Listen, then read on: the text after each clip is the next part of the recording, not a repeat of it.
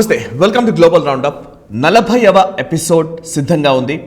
ఈ వారంలో జరిగిన పరిణామాలకు సంబంధించి అంతర్జాతీయ విశేషాలు, పరిణామాలు భారతీయ దృక్కోణంలో విశ్లేషించుకునే గ్లోబల్ రౌండప్ చర్చా కార్యక్రమంలో సిద్ధంగా ఉన్నారు అంతర్జాతీయ వ్యవహారాల నిపుణులు, విశ్లేషకులు మామిడి గిరిధర్ గారు. వారితో మాట్లాడి ఈ వారం జరిగిన వార్తాంశాలకు సంబంధించి చర్చించే ప్రయత్నం చేద్దాం. నమస్కారం గిరిధర్ గారు, చర్చకు స్వాగతం. నమస్తే సాయి. మొత్తంగా ఈ వారం అంతా కూడా ఉక్రెయిన్ పూర్తి హెడ్లైన్స్ని ఆక్రమించేసింది. అన్ని ఛానళ్ళు కానివ్వండి, వార్తాపత్రికలు కానివ్వండి, అంతర్జాతీయంగా, జాతీయంగా, ఈవెన్ రీజనల్ న్యూస్ ఛానల్స్ అయినా కూడా ఉక్రెయిన్ వార్ సిచ్యువేషన్కి సంబంధించి ఎక్కువగా రిపోర్ట్ చేస్తున్న పరిస్థితి. అఫ్కోర్స్ దాని గురించి మనం కూడా ఇంతకుముందు నేషనల్ స్టబ్లో మనం మాట్లాడాము. అండ్ ఇంకా దాని గురించిన లేటెస్ట్ డెవలప్మెంట్స్ కూడా మనం మాట్లాడే ప్రయత్నం చేద్దాము. అంతకంటే ముందు మనం గ్లోబల్ రౌండప్లో ఆనవాయితీని మనం బ్రేక్ చేయకుండా ఫస్ట్ పాజిటివ్ న్యూస్ తోటి మనం స్టార్ట్ చేస్తాం. కాబట్టి ఈ గ్లోబల్ రౌండప్లో ఫస్ట్ పాజిటివ్ న్యూస్గా మనం చెప్పాలంటే, ఇంతకుముందు మనం చాలాసార్లు మీరు కూడా అన్నారు సార్, సెమీ కండక్టర్స్ లేదా చిప్ డిజైనింగ్కి సంబంధించి భారత ప్రభుత్వం కొంత కృషి చేస్తోంది. ఖచ్చితంగా వాటిల్లో మనం చిప్ మ్యానుఫ్యాక్చరింగ్లో మనం మేక్ ఇన్ ఇండియా బేస్ చేసుకొని తైవాన్తో గతంలో మనం ఒక ఒప్పందం కూడా చేసుకున్నాం. తైవాన్తో భారీ ఒప్పందాలు చేసుకొని చైనాను కాదని తైవాన్తో ఒప్పందం చేసుకున్న విషయం గురించి గ్లోబల్ రౌండప్లో మీరు చెప్పారు అప్పుడు. సో ఇప్పుడు సేమ్ తైవాన్కి సంబంధించిన ఫాక్స్కాన్ అనే కంపెనీతో వేదాంత కంపెనీ ఒక జాయింట్ వెంచర్ ద్వారా ఆల్మోస్ట్ 60,000 crores ప్రాజెక్ట్గా దీన్ని చెప్తూ ఉన్నారు. చిప్ మ్యానుఫ్యాక్చరింగ్ చేయబోతున్నాం భారతదేశంలో అనేది. It's a big news, right? Definitely. అసలు మనం హెడ్లైన్స్లో ఫస్ట్ పేజ్లో హెడ్లైన్స్లో చెప్పవలసిన న్యూస్ ఇది. ఎగ్జాక్ట్లీ. ఇన్సైడ్ కాలంలో కూడా మనం దీని గురించి మాట్లాడమే. ఇది ఎంత సిగ్నిఫికెంట్ మూవ్ ఇది. సెమీ కండక్టర్స్ లేకపోతే కనుక ఈరోజు ఎలక్ట్రానిక్స్ లేదు, ఈరోజు ఉన్నటువంటి టెక్నాలజికల్ ఫీల్డ్స్ ఏమన్నాయో అన్నీ కూడా కుదేలైపోతాయి. చైనా దాన్ని డామినేట్ చేయడం కోసం చాలా ప్రయత్నం చేస్తుంది.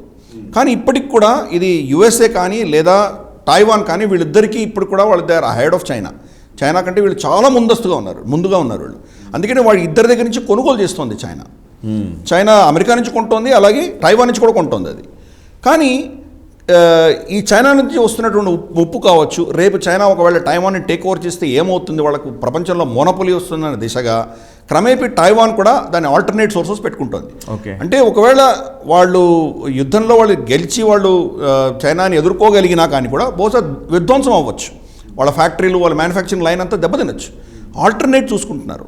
దానికి ఆల్టర్నేట్ చూసుకోవడానికి ఇదివే అమెరికా ఉన్నది, కానీ భారతదేశం ఒక కీలకమైన ఒక సోర్స్గా వాళ్ళు చూశారు. వాళ్ళు గతంలో మనం చర్చించుకున్నాం. ఇన్ఫ్యాక్ట్ మన గ్లోబల్ రౌండప్ మనం చర్చించుకున్న విషయాలు కానీ చూస్తే క్రమేపీ చైనాను ఎలా కట్టడి చేస్తున్నామో, భారతదేశం ఎలా ఎదుగుతోందో, చైనా ఎలా కుదేలవుతోందో అందరికీ స్పష్టంగా అర్థమవుతుంది. ఇది లాంగ్ టర్మ్ జరుగుతుంది. ఇమ్మీడియట్గా మనకు ఏదో విఠలాచార్య సినిమాలుగా 2-3 గంటల్లో అయిపోయే విషయం కాదు ఇది. లాంగ్ టర్మ్లో మోదీ గారు చేసినటువంటి స్ట్రాటజీ ఎలా వర్క్ చేస్తుందో మనం చూస్తున్నాం. ఇది చిప్ మ్యానుఫ్యాక్చరింగ్కి మీ నీళ్లు కావాలి, భూమి కావాలి, అన్ఇంటరప్టెడ్ పవర్ సప్లై కావాలి. నానో సెకండ్స్లో కట్ అయినా కానీ మీకు ప్రొడక్షన్ దెబ్బతింటుంది. బికాస్ అది మన కంటికి కనిపించినటువంటి చిన్న మైక్రో చిప్స్ ఇవన్నీ. దాంట్లో ఎంత టెక్నాలజీ, ఎంత వాళ్ళు సర్క్యూట్స్ పెట్టగలుగుతున్నారు. అది స్పెషలైజ్డ్ టెక్నాలజీ, అది చాలా కష్టమైనటువంటి దుర్భరమైన విషయం. అది భారతదేశంలో వస్తుందంటే మనం అందరం గర్వించదగ్గ విషయం. యాక్చువల్లీ మీరు చెప్తూ ఉంటే నాకు ఒకసారి అనిపించింది, నిజంగా 9 నెలలు అవుతుంది మనం ఈ గ్లోబల్ రౌండప్ చర్చ స్టార్ట్ చేసి. 10 నెలలు, 10 months, correct. 40 episodes, right? 10 months. మీరు చెప్తున్నట్టుగా కొన్ని నిర్ణయాలు, ప్రభుత్వ పరంగా తీసుకునే నిర్ణయాలు అమల్లోకి రావాలంటే సంవత్సరాల టైం పడుతూ ఉంటుంది. నాకైతే ఈ తైవాన్ విషయంలో మనం మాట్లాడింది మొన్న మధ్యనే మనం మాట్లాడేట్టుగా నాకు అనిపిస్తుంది. నేను కూడా ఒక స్టోరీ కూడా చేశాను. యాక్చువల్లీ చిప్ మ్యానుఫ్యాక్చరింగ్లో భారతదేశం యుద్ధ ప్రాతిపదికన చర్యలు చేస్తుంది అనేది నేను ఇంతకుముందు ఒక స్టోరీ కూడా చేశాను. యుఎస్ బేస్డ్ కంపెనీస్లో పనిచేస్తున్న చాలామంది మన ఇంజనీర్ల కృషి గురించి కూడా నేను ఒక వీడియో చేశాను. బేసికల్లీ అది చాలా ఇంపార్టెంట్ ఆస్పెక్ట్ని త్వరితగతిన అమల్లోకి తీసుకురావడం అనేది గతంలో జరిగేదా అంటే కొంచెం క్వశ్చన్ మార్కే ఉండేది. ఇప్పుడు ప్రభుత్వ చర్యలు ఏదైనా నిర్ణయాలు జరిగితే ఆ నిర్ణయాలు అమల్లోకి రావడానికి ఇంత తక్కువ వ్యవధిలో జరుగుతుందనంటే మాత్రం ఖచ్చితంగా దీన్ని మనం అప్రిషియేట్ చేయాల్సిన మూవ్గా కనబడుతుంది. కరెక్ట్. ఇది నిజంగా అసలు వండర్ఫుల్ మూవ్. ఇది టాప్ హెడ్లైన్స్ ఉండవలసినది. ఎందుకు నేను చెప్తున్నానంటే, ఇది కనుక వచ్చిందంటే కనుక మనం ప్రపంచానికి సప్లై చేయగలిగిన కెపాసిటీ భారతదేశం దగ్గర ఉన్నది. చైనాకు ఉన్నది, తర్వాత భారతదేశానికి ఉన్నది. అవును. తైవాన్తో మనం కలిసి చేశామంటే కనుక చైనాని చెప్పకుండా వాళ్ళ చెంపదెబ్బ కొట్టినట్టు అవుతుంది. ఇది కరెక్ట్. రెండు ఇక్కడ స్ట్రాటజిక్ మూవ్, ప్లస్ మన ఇంటర్నల్ సెక్యూరిటీ మనం చూసుకుంటున్నాము, మన ఇండిపెండెన్స్ మనం చూసుకుంటున్నాము, ప్లస్ తైవాన్కి మనం ఆల్టర్నేటివ్ ఇస్తున్నాం. అలాగే అమెరికా కానీ వెస్టర్న్ కంట్రీస్ కూడా మనం ఆల్టర్నేట్ సోర్స్ ఇవ్వగలుగుతున్నాం. మనం future is on semiconductors and ఇట్లాంటి ఆర్టిఫిషియల్ ఇంటెలిజెన్స్ టెక్నాలజీస్నే ఉన్నది. మనం దానికి ఎంత ఫోకస్ చేస్తున్నామో అసలు దాన్ని మనం కవర్ చేయాలి.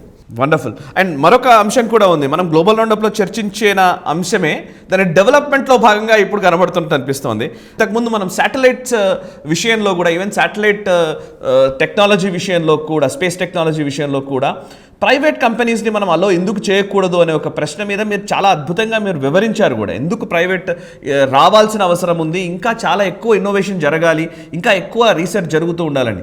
సో దానికి తగ్గట్టుగానే ఒక నిర్ణయాలు కేంద్ర ప్రభుత్వం కొంత తీసుకున్నది.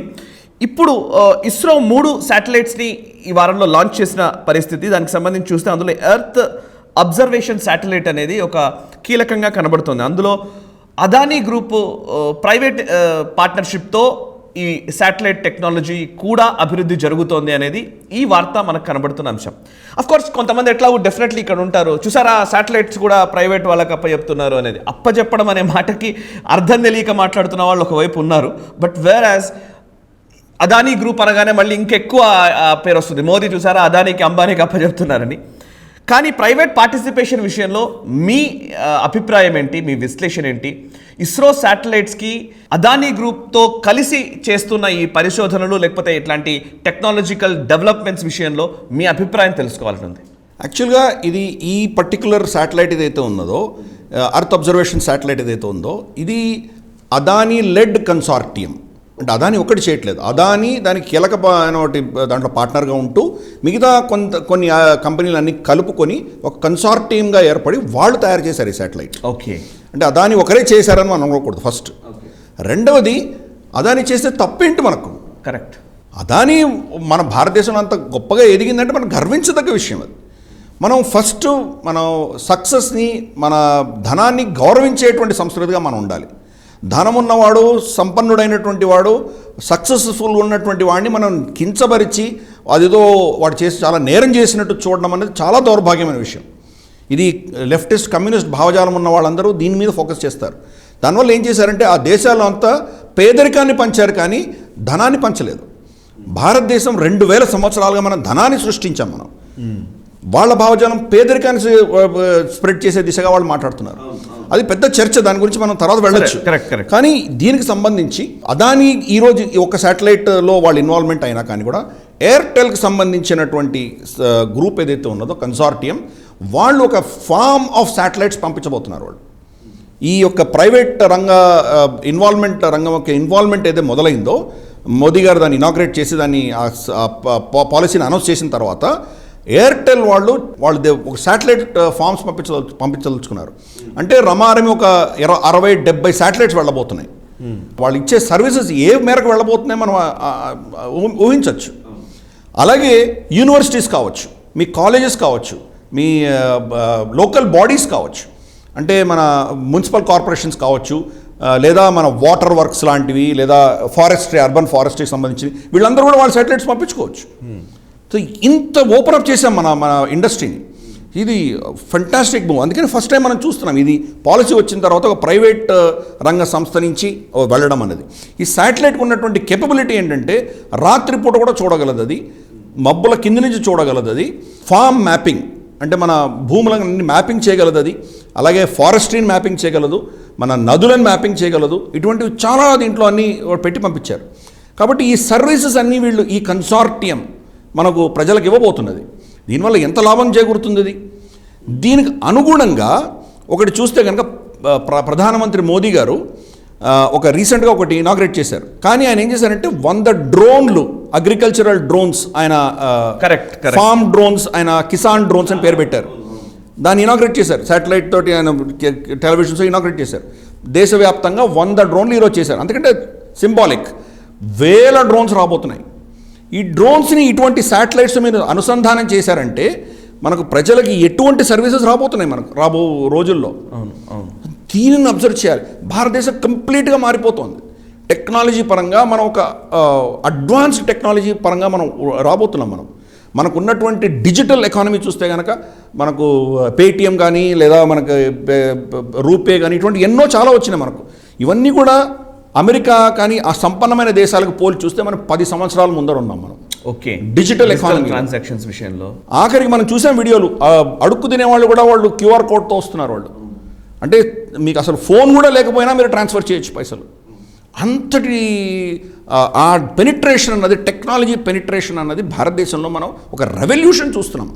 మోదీ గారి ఒక 2-3 స్కీమ్స్ దాంట్లో భాగంగానే ఈ private involvement in space technology plus ఆయన ఇస్తున్న డ్రోన్స్, ఈ 2 అనుసంధానమైనాయంటే అసలు మనకు ఉన్నటువంటి ఆ కేపబిలిటీ అనేది ప్రపంచంలో ఇంకా అది క్యాచప్ చేయాలంటే కూడా బహుశా ఇంకా దశాకం పట్టచ్చాం ఎవరికైనా. ఓకే, దీన్ని let us celebrate this. Let's celebrate this. Definitely, we have to appreciate the government's initiations. Definitely, sir. Thank you. And మరొక అంశం కూడా ఉంది సార్, ఇందులో కీలకమైన అంశంగా కనబడుతుంది. 50 మొబైల్ యాప్స్ని భారత ప్రభుత్వం బ్యాన్ చేసింది. పాజిటివ్ న్యూస్ గానే నేను చూస్తున్నాను యాప్స్ని బ్యాన్ చేయడము. దాంతోపాటు సింగపూర్లో రిజిస్టర్ అయినటువంటి ఈ ఫ్రీ ఫైర్ అనే ఒక యాప్ చైనాకి అనుకూలంగా చైనాకి డేటాని ఇచ్చే విధంగా సింగపూర్లో రిజిస్టర్ అయినప్పటికీ కూడా దాన్ని మనం బ్యాన్ చేయడం అనే దాన్ని ఎట్లా చూడాలి, అంటే దాని ఆప్టిక్స్ ఏంటి? ఎన్నో వందల యాప్స్ మనం చైనాకి సంబంధించి బ్యాన్ చేసుకుంటూ వచ్చాం. లేటెస్ట్ ట్రాంచేలో మనం బ్యాన్ చేసిన దాంట్లో ఇదేదైతే ఫ్రీ ఫైర్ అన్నటువంటి గేమింగ్ యాప్ ఏదైతే ఉన్నదో డిసెంబర్ క్వార్టర్లో భారతదేశంలో అన్నిటికంటే మోస్ట్ పాపులర్ బ్రాండ్గా, మోస్ట్ పాపులర్ గేమ్గా దాన్ని వాళ్ళు రికగ్నైజ్ చేశారు. ఓకే, మ్యాక్సిమం టర్న్ ఓవర్ అంటే గేమింగ్ యాప్స్లోనే మ్యాక్సిమం టర్న్ ఓవర్ ఉన్నటువంటి యాప్ ఇది. ఓకే, దాన్ని మనం బ్యాన్ చేసేసరికి చైనాకు ఫస్ట్ వాళ్ళకి వెళ్తున్నటువంటి ఈ డేటా ట్రాన్స్ఫర్ ఆపగలిగినాం మనం ఫస్ట్. రెండవది, ఈ గేమింగ్ యాప్ సింగపూర్లో రిజిస్టర్ అయి ఉంది. ఇది చైనీస్ ఇన్వాల్వ్మెంట్ ఉండి, చైనీస్ కంట్రోల్ ఉండి, వాళ్ళ పరిధిలో ఉన్నటువంటి కంపెనీ సింగపూర్ నుంచి భారతదేశంలో ఇన్వెస్ట్ చేసింది. అంటే దీనివల్ల మనం ఏం సంకేతం పంపిస్తున్నామంటే, నువ్వు చైనా నుంచి డైరెక్ట్ ఇన్వెస్ట్మెంటే కాదు, ఇతరత్ర 3వ దేశం నుంచి మా దగ్గర వచ్చినా కానీ మిమ్మల్ని ఐడెంటిఫై చేసి మిమ్మల్ని టార్గెట్ చేస్తామని చెప్తున్నాం మనం. మొరీషియస్ లేకపోతే అమెరికానో లేకపోతే ఇంగ్లాండో ఏదో దేశం నుంచి వాళ్ళు భారతదేశానికి ఇన్వెస్ట్ చేయొచ్చు కదా, డైరెక్ట్గా చైనా నుంచి రాక్కర్లేదు కదా. దాన్ని కూడా మనం ట్రాక్ చేస్తున్నామని ఒక సందేశం పంపిస్తున్నాం. ఎప్పుడైతే మనం బ్యాన్ చేసామో ఒక్క రోజులో ఈ కంపెనీకి సింగపూర్ స్టాక్ ఎక్స్చేంజ్లో $16 బిలియన్ మార్కెట్ క్యాపిటలైజేషన్ వెళ్ళిపోయింది. అది ఒక్క భారతదేశం ఒక యాప్ని బ్యాన్ చేస్తే ఎంత దెబ్బ తగులుతుందో సింగపూర్ తెలుసుకుంది, చైనా తెలుసుకుంది. ఓకే, ఇవన్నీ కూడా ఏంటంటే ఎంత స్ట్రాంగ్ మూవ్సో మనకు ఇక్కడ కూర్చొని అర్థం కావట్లేదు. అక్కడ వాళ్ళ మొత్తం సింగపూర్ స్టాక్ ఎక్స్చేంజ్ వణుకుతున్నది. ఓకే, అంటే చైనా నుంచి రేపు వాళ్ళు కనుక కంపెనీలను తీసుకొని సింగపూర్ స్టాక్ ఎక్స్చేంజ్లో వాళ్ళకు కనుక స్థానం ఇప్పుడు ఆల్రెడీ ఉన్నది, దానికి ఎక్కువ గౌరవిస్తూ పోయారంటే కనుక వాళ్ళు ఇతరత్ర ఇన్వెస్ట్మెంట్స్కి వచ్చేసరికి వాళ్ళ స్టాక్ ఎక్స్చేంజ్, వాళ్ళ ఎకానమీ కూడా కొలాప్స్ అయ్యేటువంటి ప్రమాదం ఉన్నది. ఓకే, చైనాతో ఎవరు ఎక్కువ అనుసంధానం చేసి భారతదేశం దగ్గరకు వస్తారో వాళ్ళందరికీ ఇది ఒక పెద్ద వార్నింగ్ నేను భావిస్తాను. అండ్ అంతేకాదు, పక్క దేశాలని ఆదుకునే విషయంలో కూడా భారత్ స్నేహహస్తం చాటుతోంది, ఆపన్న హస్తం చాటుతున్నాము అనడానికి ఆఫ్ఘనిస్తాన్కి మనం గోధుమల్ని సరఫరా చేసిన విధానము. అండ్ ఇప్పుడు శ్రీలంకకు కూడా మనము 40,000 మెట్రిక్ టన్స్ ఆఫ్ ఫ్యూయల్ శ్రీలంకకి ఇచ్చాము. ఇది దేనికి సంకేతం? అక్కడ ఫ్యూయల్ ప్రైసెస్ విపరీతంగా పెరుగుతున్నాయి కాబట్టి వాళ్లకు మనం హెల్ప్ చేశామనేది ఒకటి. అండ్ మరొక వైపు ఆఫ్ఘనిస్తాన్కి కూడా మనం ఆల్మోస్ట్ 2,500 టన్స్ ఆఫ్ వీట్, గతంలో మనం చర్చించుకున్నాం గ్లోబల్ రౌండప్లో కూడా 50,000 టన్స్ ఆఫ్ వీట్ మనం ఏదో ప్రామిస్ చేశాము. అయితే పాకిస్తాన్ రూట్ నుంచి వెళ్ళాలంటే పాకిస్తాన్ నుంచి ఇబ్బందులు ఇవన్నీ ఉంటాయి. ఇప్పుడు మొత్తానికి సమసిపోయింది. దాని వివరాలు తెలియజేస్తారా? ఈ రెండు అంశాలకు సంబంధించిన ఇంపార్టెన్స్ ఏంటి? అక్టోబర్లోనే 50,000 మెట్రిక్ టన్నుల గోధుమలు ఇస్తామని ఆఫ్ఘనిస్తాన్కి చెప్పాము. పాకిస్తాన్ ఒక నెల తర్వాత దానికి అప్రూవల్ ఇచ్చింది. అప్రూవల్ ఇచ్చినా కానీ కూడా వాడు బ్యూరోక్రాటిక్ దీంట్లో వాళ్ళు భారతదేశం నుంచి వెళ్తే కనుక భారతదేశం యొక్క ఇన్ఫ్లుయెన్స్ అక్కడ ఇంకా పెరుగుతుందేమో అన్న భయంతో ఏదో నెపని చెప్పి దాన్ని దాటేస్తూ వచ్చారు. కానీ వాళ్ళు ఏ కాన్ఫరెన్స్ పెట్టినా ఎక్కడ పోయినా ప్రపంచవ్యాప్తంగా దండోరా వేసుకుంటూ వెళ్ళారు. మీరందరూ వచ్చి ఆఫ్ఘనిస్తాన్ ఆదుకోండి, ఆఫ్ఘనిస్తాన్ చాలా దుర్భరమైన పరిస్థితి ఉంది, ఇన్ని మాట్లాడుతూ భారతదేశం ఇస్తామన్నా వాళ్ళకు ఫెసిలిటీ కల్పించకపోవడంతో వాళ్ళ డూప్లిసిటీ, వాళ్ళ హిపోక్రసీ అనేది ఎక్స్పోజ్ అయింది. అది ఫైనల్గా వాళ్ళు గతి లేని పరిస్థితిలో భారతదేశాన్ని పర్మిట్ చేయవలసి వచ్చింది. మనం కూడా ఏం చేసామంటే ఫస్ట్ మన ట్రక్లే పంపిస్తాము, మీ ట్రక్కులు తీసుకోమన్నాం. పాకిస్తాన్ మా ట్రక్కులే వాడాలి అన్నారు. ఇక్కడి నుంచి బార్డర్ దాటిన తర్వాత ఆ ట్రక్కులు ఏమైతే మనకు తెలియదు. నిజంగా ఆఫ్ఘనిస్తాన్కి చేరుతాయో లేకపోతే పాకిస్తానే తినేస్తుందో మనకు తెలియదు. వాళ్ళ నాసిరకం గోధుమలు ఇచ్చి మన మంచి గోధుమలన్నీ వీళ్ళు తినేస్తే ఆఫ్ఘనిస్తాన్ పరిస్థితి ఏంటి?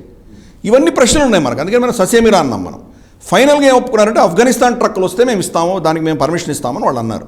సో ఆఫ్ఘనిస్తాన్ ట్రక్కులు భారతదేశానికి వచ్చాయి. 2,500 మెట్రిక్ టన్నులు మొదటి దఫాగా మనం పంపించాము. కానీ మనం దాని మీద అంతా భారతదేశం ఇస్తున్నట్టు మన జెండాలు పెట్టి పంపించాము. మనము వాగా బార్డర్ దాటంగానే పాకిస్తానీ అథారిటీస్ భారతదేశం జెండాలన్నీ తీసేశారు వాళ్ళు. ఓకే. అంటే వాళ్ళ దేశంలో జెండాలు ఫస్ట్ కనిపించకూడదు. భారతదేశం అంటే వాళ్ళకి అలర్జీ ఒకటి ఉన్నది కాబట్టి అది చేయకూడదు. రెండవది, ఆఫ్ఘనిస్తాన్ ప్రజలు కనుక భారతదేశం నుంచి వచ్చింది అని తెలుసుకుంటే కనుక వాళ్ళకి పాకిస్తాన్ మీద ఉన్న అక్కసు ఇంకా పెరుగుతుంది, భారతదేశం మీద గౌరవం పెరుగుతుంది. ఈ రెండు జరగకూడదు, అందుకని రెండు తీసేశారు. సో ఇది వాళ్ళ నైజం, వాళ్ళ బుద్ధిని మనం ఏం అనలేము, అది అలాగే ఉంటుంది. కానీ ఫస్ట్ ట్రాంచ్ మాత్రం వెళ్ళింది, అక్కడ ఉన్నటువంటి దుర్భర పరిస్థితి సంబంధించి మనం ఆదుకోగలిగినాం. రెండవది శ్రీలంకకు సంబంధించి 40,000 మెట్రిక్ టన్నులు మనం ఎందుకు ఇచ్చామంటే వాళ్ళ దగ్గర చమురు లేదు, అయిపోయింది. అవును. ఒక రోజు 2 రోజులకు మించి వాళ్ళు ఎలక్ట్రిసిటీ జనరేట్ చేసే కెపాసిటీ లేదు వాళ్ళ దగ్గర. వాళ్ళ ఫారెక్స్ అంతా కుదేలైపోయింది. మనం ఆల్రెడీ 2 వారాల క్రితం ఉన్నటువంటి గ్లోబల్ రౌండప్లో చర్చించుకున్నాము. వాళ్ళకి $1 బిలియన్ క్రెడిట్ లైన్ వాళ్ళకి అప్పులు ఇచ్చాము, $2.5 బిలియన్ వాళ్ళకి క్రెడిట్ లైన్ ఇచ్చాము. వాళ్ళకు ఆహార ధాన్యాలు, తర్వాత ఇంధనం కొనుక్కోవడానికి భారతదేశం మనం పర్మిషన్ ఇచ్చాము. వాళ్ళకి దుర్భరమైన పరిస్థితుల్లో ఉన్న శ్రీలంకని మనం కాపాడాం. మనం చైనా మీ మిత్రుడు కదా, చైనా ఎందుకు ఇవ్వట్లేదు మీకు? హంబన్ తోటని చైనాకు హస్తగతం చేశారు కదా. శ్రీలంకన్ పోర్ట్లో కూడా ఒక ఐలాండ్ మొత్తం వాళ్ళకి ఇచ్చేశారు కదా శ్రీలంకానికి, ఇన్ఫ్యాక్ట్ చైనాకు. అలాగే మీరు అక్కడ శ్రీలంకన్ పాస్పోర్ట్ పనిచేయదు అక్కడ. శ్రీలంకలో ఉంటూ శ్రీలంక భూమిలో చైనీస్ చట్టాలే వర్తిస్తాయి అక్కడ ఆ ప్రాంతంలో. దీని గురించి మనం సుదీర్ఘంగా చర్చించాం గతంలో. కరెక్ట్. వాళ్ళందరూ ఆ చైనా ఏమైంది, మీకు ఎందుకు గోధుమలో ధాన్యమో లేకపోతే చమురో ఫ్యూలో ఇది ఇవ్వచ్చు కదా.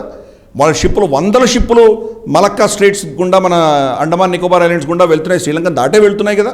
2 ట్యాంకర్లు మీకు ఇస్తే మీకు ఏం పోయింది? ఎందుకు ఇవ్వట్లేదు? వాళ్ళు మిమ్మల్ని ఎలా వాడుకుంటున్నారో అర్థం చేసుకోవాలి. మీకు అవసరం ఉంటే మీకు మిత్రుడైన నిజమైన మిత్రుడు ఎవరో మీరు అర్థం చేసుకోవాలి. కానీ రాజపక్ష సోదరుల యొక్క వాళ్ళ బుద్ధి మనం చూస్తున్నాం. వాళ్ళు దేశాన్ని కొల్లగొట్టి దేశం నాశనం అయిపోయినా కానీ వాళ్ళు చైనా ఎలా బానిసలుగా ఉన్నారో, దానివల్ల శ్రీలంకన్ ప్రజలు ఎలా నష్టపోతున్నారో మనం చూస్తున్నాం. మన చుట్టుపక్కల దేశాలు అన్నీ కూడాను ఆ దేశాధినేతలందరూ కూడా బానిసలు అవుతున్నారు, కానీ దానివల్ల ప్రజలు ఎలా సఫర్ అవుతున్నారో చూస్తున్నాము. అటువంటి పరిస్థితుల్లో వాళ్ళకి నిజంగా ఆపన్న హస్తం ఎక్కడి నుంచి అయినా వస్తుందంటే భారతదేశం నుంచే. ఆఫ్ఘనిస్తాన్ కావచ్చు, ఈరోజు శ్రీలంక కావచ్చు, వీళ్ళందరికీ కూడా మనం చేసేది భారతదేశం మాత్రం. మనకు చైనా ఇన్ఫ్లుయెన్స్ ఉన్నా కానీ అక్కడ ప్రజలను మనం విస్మరించట్లేదని గుర్తుపెట్టుకోవాలి. అండ్ పాకిస్తాన్కి సంబంధించి ఒక 2 కీలకమైన విషయాలు చాలా కనబడుతున్నాయి సార్. ఒకటి పెకా, పాకిస్తాన్ ఎలక్ట్రానిక్ క్రైమ్స్ యాక్ట్ అనే పేరుతో పెకా అనే ఒక ఆర్డినెన్స్ని పాకిస్తాన్ తీసుకొచ్చింది. సో ఫ్రీ స్పీచ్ గురించి, వీటి గురించి మాట్లాడే, కశ్మీర్ విషయంలో ఫ్రీ స్పీచ్ గురించి మాట్లాడే వ్యక్తులు పాకిస్తాన్లో ఎట్లాంటి పరిస్థితి ఉంది అనేది మీరు గతంలో కూడా చెప్పారు నాకు తెలిసి. పాకిస్తాన్లో అక్కడ ఈవెన్ డిజిటల్ మీడియా పైన లేకపోతే మీడియా ఛానళ్ల పైన విపరీతమైన ఆంక్షలు విధిస్తోంది పాకిస్తాన్ ప్రభుత్వము. ఇమ్రాన్ ఖాన్కు వ్యతిరేకంగా మాట్లాడకూడదు అనే ఒక, ప్రభుత్వానికి ఎస్టాబ్లిష్మెంట్కి వ్యతిరేకంగా మాట్లాడకూడదు అనే ఒక వైఖరి ఉంది అనేది మీరు గతంలో కూడా మాట్లాడారు. దానికి స్టెప్ ఫార్వర్డ్ అయితే కొంచెం ఈ పెక్కా అనే ఒక ఆర్డినెన్స్ వచ్చింది అనుకోవచ్చా? నిజంగా దాన్ని అమలు పరిచే విధానంలో భాగంగానే ఇది వచ్చింది అనుకోవచ్చా? కరెక్ట్. దీని డ్రాఫ్ట్ కొన్ని నెలల క్రితమే దీన్ని పబ్లిక్ డొమైన్లో పెట్టారు వాళ్ళు, చర్చించమని. అప్పుడు మనం చర్చించాం కూడా, చర్చించాం మనం. కానీ దాన్ని చాలామంది దాన్ని తప్పుపట్టారు. కిరాతకమైన నిరంకుశ ప్రభుత్వం కూడా ఇటువంటి చట్టాలు తీసుకురారు అని చెప్పి అందరూ. ఏమున్నాయి ఒకసారి చెప్తారా? దీని ప్రకారం ఏంటంటే, మీరు ప్రభుత్వం కానీ, ప్రభుత్వ యంత్రాంగం పట్ల కానీ, ఆఫీసర్ల పట్ల కానీ, జ్యుడిషియరీ పట్ల కానీ, లేదా ఆర్మీ పట్ల కానీ, ఆర్మ్డ్ ఫోర్సెస్ పట్ల కానీ వాళ్ళకి వ్యతిరేకంగా వాళ్ళని కించపరితే దిశగా మీరు ఏమైనా మాట్లాడితే, ఏది చేసినా కానీ కూడా, ఎటువంటి ప్రభుత్వానికి సంబంధించిన వ్యక్తులకు మీరు ఏ స్టేట్మెంట్ ఇచ్చినా కానీ కూడా వాళ్ళని 5 సంవత్సరాల జైలు శిక్ష వేయచ్చు, 10 లక్షల జుర్మానా విధించవచ్చు. ఇది ఈ చట్టంలో ఉంది. అంటే ఎఫెక్టివ్గా మీరు ప్రభుత్వాన్ని ప్రశ్నించలేరు. అసీం బాజ్వా అన్న వ్యక్తి వందల పాపా జోన్స్ అవుట్లెట్స్ ఉన్నాయి అతనికి, ఫ్రాంచైజీస్ ఉన్నాయి అతనికి. ఎక్కడి నుంచి వచ్చే పైసలకి అతను? ఒక ఆర్మీ ఆఫీసర్కి ఇన్ని 100 అవుట్లెట్స్ పెట్టుకునే ధనం ఎక్కడి నుంచి వచ్చింది? అతను CPEC, China Pakistan economic corridor, దీనికి అతను హెడ్గా ఉండినాడు, చైర్మన్గా ఉండినాడు. అక్కడెంత లూట్ చేశాడు అని మీరు ప్రశ్నించారని మిమ్మల్ని అరెస్ట్ చేస్తారు. సరే, ఇమ్రాన్ ఖాన్ గారి నిజ జీవితంలో ఆయన భార్య అక్కడి నుంచి వెళ్ళిపోయింది, లాహోర్కి వెళ్ళింది. దాని గురించి ఆయన చాలా నోచుకున్నాడు. దాని గురించి నా ప్రైవేట్ అఫైర్స్ మాట్లాడుతున్నారు అన్నారు. అది సరే, మనం ఎవరిని తప్పు పట్టలేము. కానీ పబ్లిక్ స్పేస్లో ఉంటే కనుక ప్రజలు మాట్లాడతారు. ఇప్పుడు మన యాక్టర్స్ ఉన్నారు, మన యాక్ట్రెస్లు ఉన్నారు, మన ఫిల్మ్ ఫీల్డ్లో ఉన్నారు, క్రికెటర్స్ ఉన్నారు.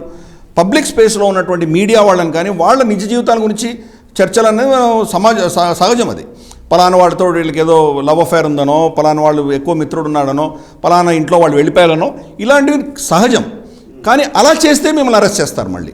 అలాగే సపోజ్ జ్యుడిషియరీ అయినా తప్పు చేసి ఒక తప్పు నిర్ణయం వచ్చిందంటే, ఒక అమాయకుడిని వాళ్ళు ఉరిశిక్ష విధించడమో ఏదో తప్పు చేశారంటే ఆ జ్యుడిషియర్ కూడా మీరు తప్పుపట్టలేరు.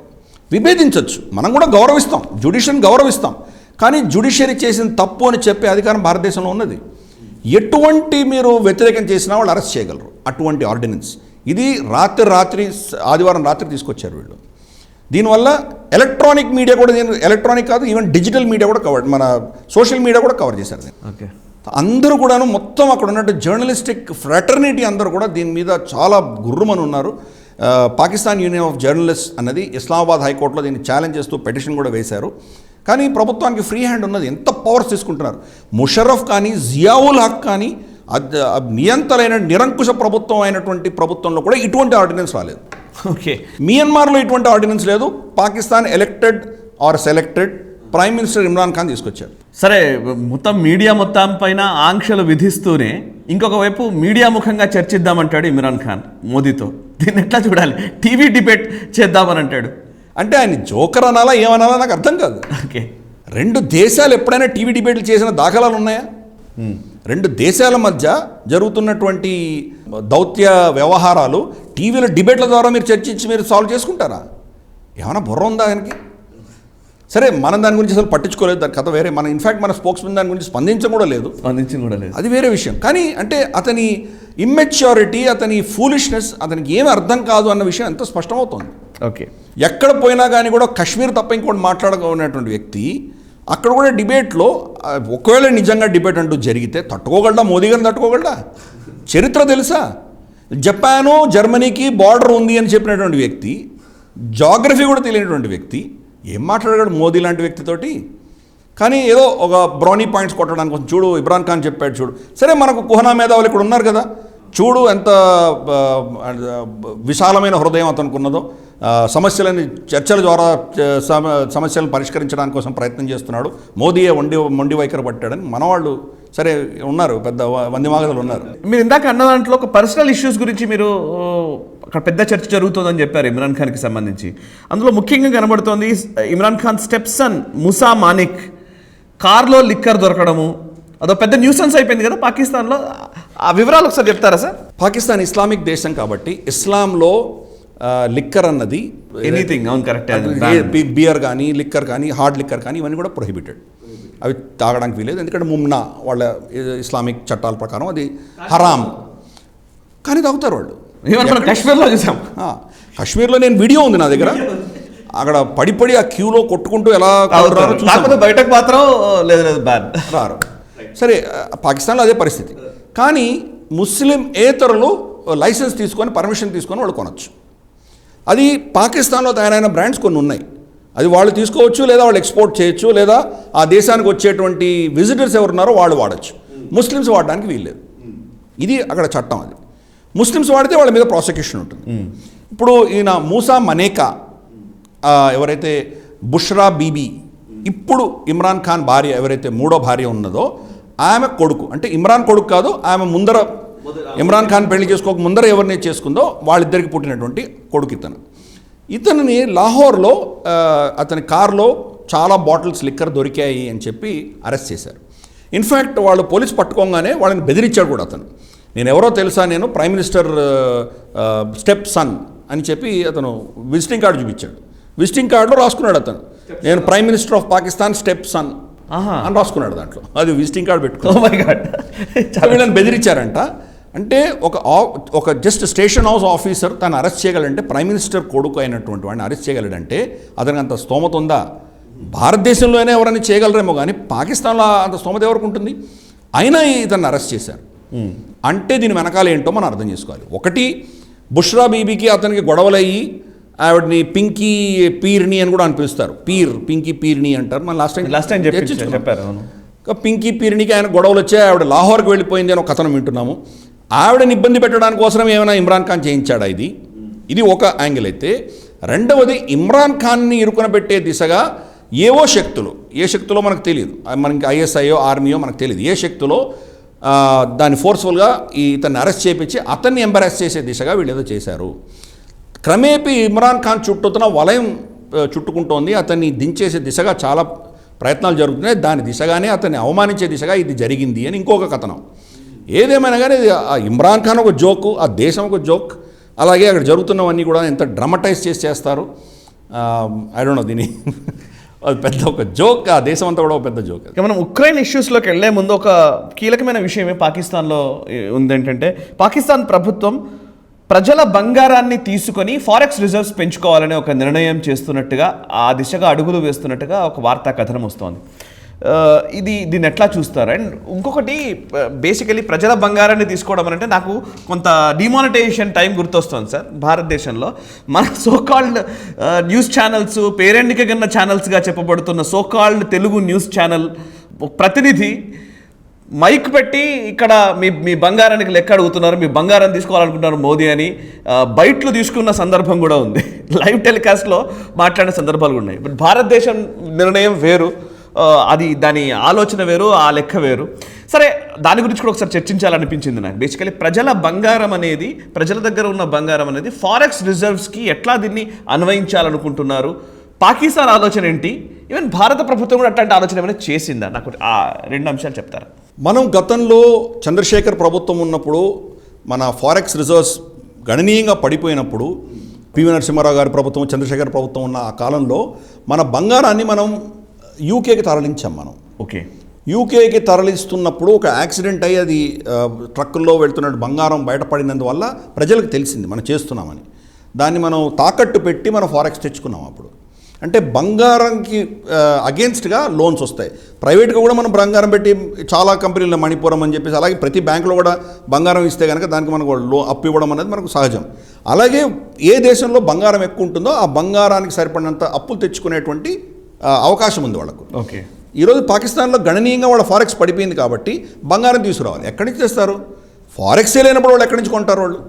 వాళ్ళకి ఇన్కమే పడిపోతుంది, ఎక్కడి నుంచి కొంటారు వాళ్ళు? కాబట్టి ప్రజలలో ఉన్న బంగారాన్ని మానిటైజ్ చేద్దామని ఒక ఆలోచన. నార్మల్గా అయితే ప్రతి ఎకానమీలో ఇది తప్పు విషయం కాదు. టెక్నికల్గా ఏమంటారంటే ఈ బంగారు నాన్ ప్రొడక్టివ్ అసెట్, దానివల్ల ఏం లాభం లేదు, ఊరికే మూలపడింది కాబట్టి దాన్ని మనం మానిటైజ్ చేద్దాం అన్నది ఒక పద్ధతి. మన గుళ్ళల్లో కూడా చూస్తే కనుక తిరుమల తిరుపతి దేవస్థానం కానీ ఇటువంటివన్నీ వాళ్ళకున్న బంగారాన్ని బ్యాంకుల్లో పెడితే కనుక బ్యాంకులు దానివల్ల మానిటైజ్ చేసుకుని వాళ్ళు సంపాదించుకొని కావాల్సినప్పుడు వీళ్ళు మళ్ళీ వెలకిస్తారనేది ఒక స్కీమ్ ఉన్నది. దానిలో తప్పేం లేదు. కానీ పాకిస్తాన్లో ప్రాబ్లం ఏంటంటే ఇది రేస్ చేసిన తర్వాత నిజంగా అప్పులు తీసుకొచ్చి ఫారెక్స్ తీసుకొచ్చారంటే ఫారెక్స్ ఎక్కడికి వెళ్తోంది? ఆ ఫారెక్స్ వెళ్ళేటువంటి డెస్టినేషన్ దేశాన్ని అభివృద్ధి కోసమో, దేశంలో ఇన్ఫ్రాస్ట్రక్చర్ కట్టి వాళ్ళ ఎకానమీ పెంచే దిశగా ఉంటే దాన్ని ఎవరు అబ్జెక్ట్ చేయరు. అన్ఫార్చునేట్లీ ఈ పైసలంతా కూడాను వాళ్ళ జనరల్స్ ఎవరైతే ఉన్నారో, ఆర్మీ జనరల్స్ ఉన్నారో, వాళ్ళు ఆస్ట్రేలియాలోనో, కెనడాలోనో, ఇంగ్లాండ్లోనో ఎక్కడో వాళ్ళు ప్రైవేట్ ఐలాండ్స్ కొనుక్కోవడానికి వెళ్ళిపోతుంది ఈ పైసలు.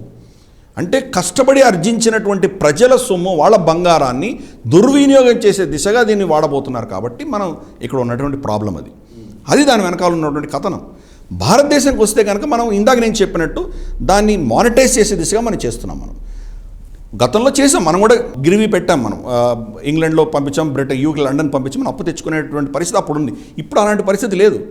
గత 7 ఏళ్లలో మోదీ ప్రభుత్వం వచ్చిన తర్వాత ఐఎంఎఫ్ నుంచి ₹1 కూడా అప్పు మనం అదనంగా తీసుకురాలేదు. పాత ఐఎంఎఫ్ లోన్లను మనం చెల్లించుకుంటూనే ఉన్నాం, కానీ ఫ్రెష్గా మనం ఐఎంఎఫ్ నుంచి లోన్లు తీసుకురాలేదు. మన దగ్గర ఎంత ధనం అనేది మనమే అప్పులు ఇస్తున్నాం. మనం శ్రీలంకకి ఇచ్చాము, మయన్మార్కి ఇచ్చాము, మాల్డీవ్స్కి ఇచ్చాము, తర్వాత మంగోలియాకి ఇచ్చాము, ఎన్నో దేశాలకు మనమే అప్పులు ఇస్తున్నాం. కాబట్టి మనం తెచ్చుకునే పరిస్థితి లేదు. కాబట్టి మనకు నిజంగా బంగారాన్ని పెట్టుకోవాల్సిన అవసరం లేదు. కానీ డిమానిటైజేషన్ అప్పుడు మోదీ ప్రభుత్వం ఏం ఆలోచన చేసిందంటే నల్ల డబ్బు ఎక్కడెక్కడ ఉన్నదో అవన్నీ కూడా మనం టార్గెట్ చేయాలి అని అనుకున్నారు వాళ్ళు. ఫస్ట్ క్యాష్ మీద టార్గెట్ చేశారు. రెండవది గోల్డ్, మూడవది రియల్ ఎస్టేట్. ఈ మూడిట్లో ఎక్కువగా ఉంటుంది. నాలుగవది ఆఫ్కోర్స్ స్టాక్ ఎక్స్చేంజ్ కూడా ఉన్నది అనుకుందాం. స్టాక్ ఎక్స్చేంజ్ పీ స్క్రిప్ట్స్ అని చెప్పేసి వేరే ఉన్నాయి, పీ నోట్స్ అని ఒక నోట్స్ ఉన్నాయి, దానివల్ల వచ్చింది అది. మన పొలిటీషియన్స్, మన ఇండస్ట్రియలిస్టే సింగపూరో లేకపోతే మొరీషియసో, మాల్డీవ్సో లేకపోతే ఏదో ఇలా సేఫ్ హేవెన్స్ నుంచి మళ్ళీ భారతదేశం తీసుకొచ్చారు వాళ్ళు. దాన్ని కట్ చేస్తే కనుక మనకు అది వస్తుంది, అది వేరే అంశం అది. కానీ లార్జ్గా ఈ మూడిట్లో టార్గెట్ చేద్దామని ప్రయత్నం చేశారు. దాంట్లో ఏమైందంటే ఫస్ట్ క్యాష్ అయితే చేయగలిగారు వాళ్ళు. బంగారం మీద చేద్దామని వాళ్ళు ప్లాన్ చేసేసరికి అపోజిషన్ అంతా ఈ క్యాష్ ఇదే వాళ్ళకి చెప్పి చేయలేదు కదా, గోల్డ్ చేస్తారేమో అని అనుమానం వచ్చి దాన్ని భ్రష్టు పట్టించే దిశగా వీళ్ళు చేశారు. నిజంగా వాళ్ళ అందరి సొమ్ము తీసేసుకొని వాళ్ళు ఏదో నష్టపరిచే దిశగా వాళ్ళు చేయలేదు భారత ప్రభుత్వం. మీరు బంగారం కొనండి, ఇంట్లో 10 టన్నులు పెట్టుకోండి, ఎవరు వద్దనలేదు మిమ్మల్ని. మీరు ఎక్కడి నుంచి పైసలు వచ్చాయి, మీరు ఎందుకు ఈ బంగారం మీ ఇంట్లో పెట్టుకున్నారో, ట్యాక్స్ కట్టారా లేదా చెప్పండి మీరు ప్రభుత్వంకి, అంతే అడుగుతుంది. అది అంతకుమించి ఏం అడగట్లేదు. అది మీరు చూస్తే కనుక సెక్రటరీలు కావచ్చు, మన బ్యూరోక్రసీలో కావచ్చు, వీళ్ళు ఇళ్లలో అంత కనుక రైడ్ చేసినప్పుడు ఎంతెంత బంగారం బయటపడుతుంది. ఎక్కడి చూస్తుంది అది బంగారం ఇది? అంటే వాళ్ళు ఎక్కడో లంచాలు తీసుకొని ఆ లంచాలని క్యాష్ రూపంలో కొంత, బంగారు రూపేణ కొంత, రియల్ ఎస్టేట్ రూపేణ కొంత ఇవి మార్చుకుంటున్నారు. వాటి మీద టార్గెట్ చేద్దామని వాళ్ళ ఉద్దేశం. కానీ కష్టపడి మీరు ఆర్జించినటువంటి బంగారం మీద వాళ్ళ కన్ను లేదు. సామాన్య ప్రజలకు సంబంధించింది కాదు. అయినా కానీ దాన్ని భ్రష్టు పట్టించే దిశగా ఈ కుహనా మేధావులు, మీడియా అంతా ప్రవర్తించింది. సరే, భారత ప్రభుత్వం సరే ఇప్పటికి వదిలేద్దామని వదిలేసింది దాన్ని. కానీ నిజంగా మనం కోరాలి, దాని మీద కూడా మీరు వేటు వేయాలి. అలాగే రియల్ ఎస్టేట్ మీద వేటు వేయాలి. రియల్ ఎస్టేట్ సంబంధించినటువంటి ఎవరిని అడిగినా చెప్తారు, కనీసం అంటే 40 నుంచి 50% ఇన్వెస్ట్మెంట్స్ ఈ బ్లాక్ మనీ నుంచే వస్తుంది. అక్కడికి మీరు ఫ్లాట్స్ కట్టారంటే 100 ఫ్లాట్స్ కట్టారంటే దాన్ని 40 నుంచి 50 ఫ్లాట్స్ నిజంగా కావాల్సిన వాళ్ళు కొనట్లేదు. వాళ్ళకు ఉన్నటువంటి ఈ నల్లధనాన్ని దాంట్లో ఇన్వెస్ట్ చేస్తారు. ఇన్వెస్ట్మెంట్ అంతే. అందుకనే భయంకరంగా పెరిగిపోతున్నాయి. ఈరోజు నేను ఒక ఛానల్లో మాట్లాడుతుంటే ఛానల్ యాంకర్ చెప్పారు, చైనా చాలా కుదేలైపోయింది వాళ్ళ రియల్ ఎస్టేట్ అని చెప్తే, మీరు అలా అంటున్నారు కానీ మన హైదరాబాద్ సరిహద్దుల్లోనే 40% ఇండ్లు ఖాళీగా ఉన్నాయని చెప్పి ఆయన ఏదో చెప్పడం మొదలెట్టాడు. ఆయన సబ్జెక్ట్ తెలియదు బేసిక్గా. ఈ 40% ఎందుకు ఉందంటే బ్లాక్ మనీ మీద దెబ్బ పడుతోంది కాబట్టి. ఓకే, మీరు దాన్ని జిఎస్టీలో తీసుకొస్తున్నారు, ఇన్ని కంట్రోల్స్ పెడుతున్నారు కాబట్టి వాళ్ళు పరిస్థితి అలా లేదు. కొనాలంటే నేను అంతా వైట్లో కొనాలి, నేను ఏం చేసుకోవాలి, దాన్ని ఏం చేస్తాను, నేను ఆల్రెడీ బ్లాక్ మనీ ఎలా కన్వర్ట్ చేస్తాను నేను? అంత సులభమైన విషయం కాదు. నాకు ఆల్రెడీ ఒక ఇల్లు ఉందంటే ఇంకో ఇల్లు కొనాలంటే కనుక బ్లాక్ మనీతో కొనేటువంటి పరిస్థితి లేకుండా చేస్తుంది భారత ప్రభుత్వం. బ్లాక్ మనీతో కొనడానికి అవకాశం లేనప్పుడు why should I invest? Correct. అటువంటి పరిస్థితి భారత ప్రభుత్వం తీసుకొస్తుంది, మనం గమనించాలి. అది కరెక్ట్. ఎప్పటికీ కూడాను బ్లాక్ మనీ అనేది వీటిలో ఉంటుంది. దాన్ని ఎలా తగ్గించగలమనే దిశగా వాళ్ళు ప్రయత్నం చేస్తున్నారు. పర్ఫెక్ట్. అందుకని ఈ బంగారం అన్నది చాలా కీలకమైంది. మనకు పాకిస్తాన్కు ఉన్నటువంటి వ్యత్యాసం మనం అర్థం చేసుకోవాలి. Right sir. ఇంకా మిగతా అంశాల్లోకి వెళ్దాం సార్. మళ్ళీ ఉక్రెయిన్కి సంబంధించిన విషయాలు చాలా కనబడుతున్నాయి. అందులోనూ కీలకంగా ఉన్న అంశాల్లో సరే స్ట్రాటజిక్ అఫైర్స్, బయట నుంచి వస్తున్న ఆయా దేశాల నుంచి వస్తున్న స్పందనలు అవన్నీ ఒకవైపు చూస్తూనే ఉన్నాం.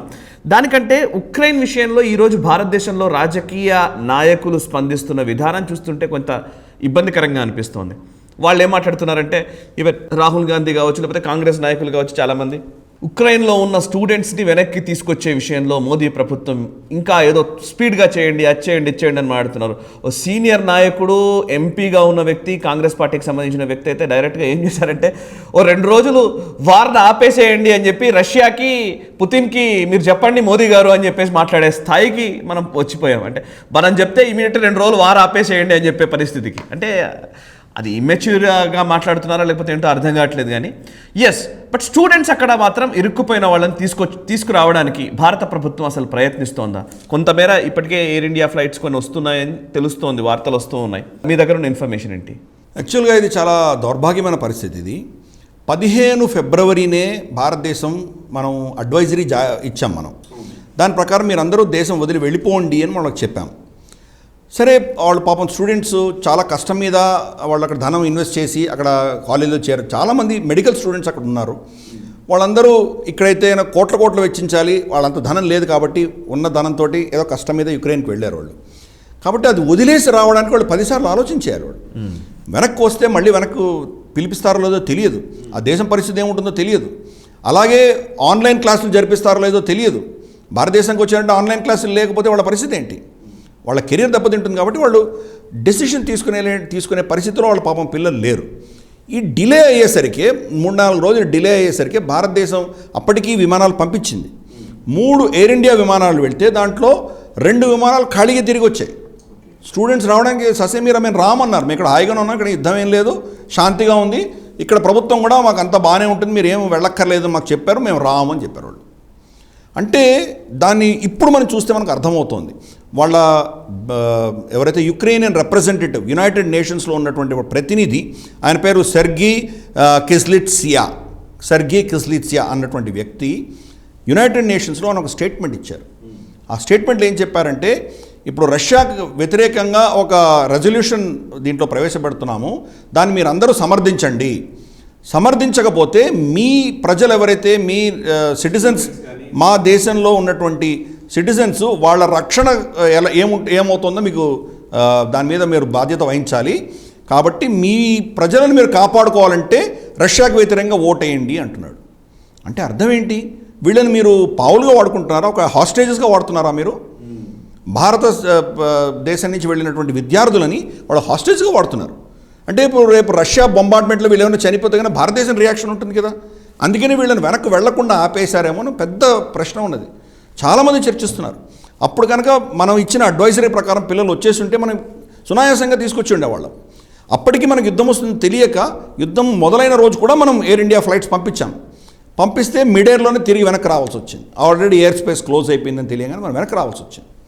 కాబట్టి భారత ప్రభుత్వం నిజంగా లేట్గా స్పందించిందా అన్నదానికి మనం చాలా ఈజీగా ప్రొటెస్ట్ చేయొచ్చు. యుఎస్ఏ వాళ్ళ స్టాఫ్, వాళ్ళ ఎంబసీ సంబంధించిన వ్యక్తులను ఆదివారం పొద్దున వాళ్ళని అడ్వైజరీ ఇచ్చారు. వాళ్ళు మనం ఇచ్చిన అడ్వైజరీకి 5 రోజుల తర్వాత అమెరికా ఇచ్చింది. ఓకే, అమెరికా కంటే ముందస్తుగానే మనం ఇచ్చాం మనం. కాబట్టి ఇది అర్థం చేసుకోవాలి. ఇది అంటే భారతదేశం జాప్యం కాదు ఇది.